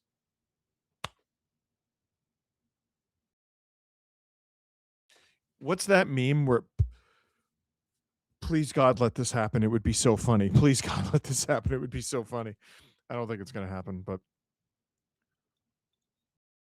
Steve own goal Dangle. You think I play defense hard enough to knock the puck into my own net? Nah. Nah. Steve's team loses. Let's go. We are undefeated, but we had to make a trade because our team was too good. So we had to trade some of our better players.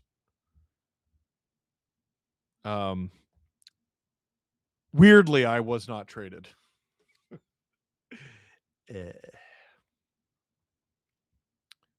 It's because I stink. Steve, are you an enforcer? No.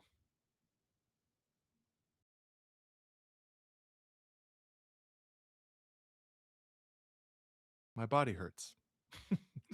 If it happens, Makar should get the Conn Smythe even if they lose. You know what? I could go with that. Drew, what do you think?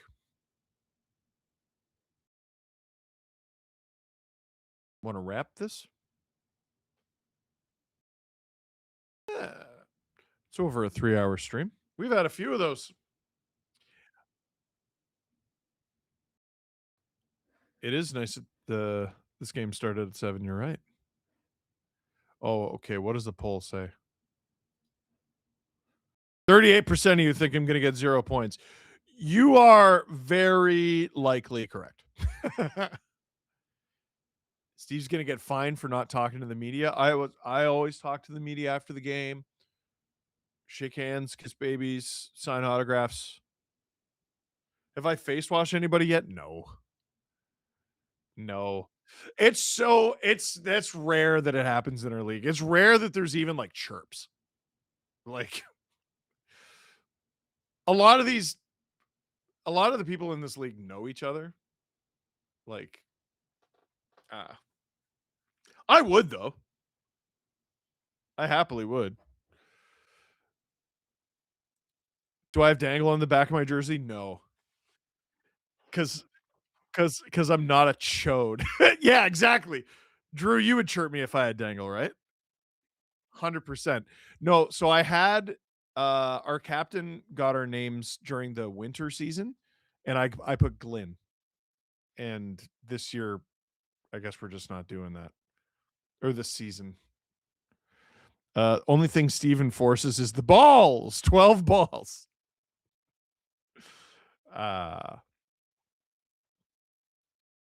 Definitely C League. You're giving me too much credit. It is just it's a beer league. Like there are divisions. So Canadian Beer League is like a brand that they're in a bunch of different markets. Peterborough, I think Oshawa. Are they in Oshawa? They're in Ajax. Guelph, I think. Kitchener, Hamilton. There are a few markets where there are tiers. Ajax is not one of them. But I'm friggin' scoring. If my knee holds up. My knee hurts. And also my thumb. And my back. And my neck. And my stomach just rumbled. Yeah, I gotta. Anyway, do they call you Glindsey? No one in the history of the world has ever called me that. So, we got a tied series, folks. That's a lot of fun. But for now, that is it for this stream. Thank you very much for watching. Click like if you like this video. Click subscribe or stream if you really liked it. Tell your friends.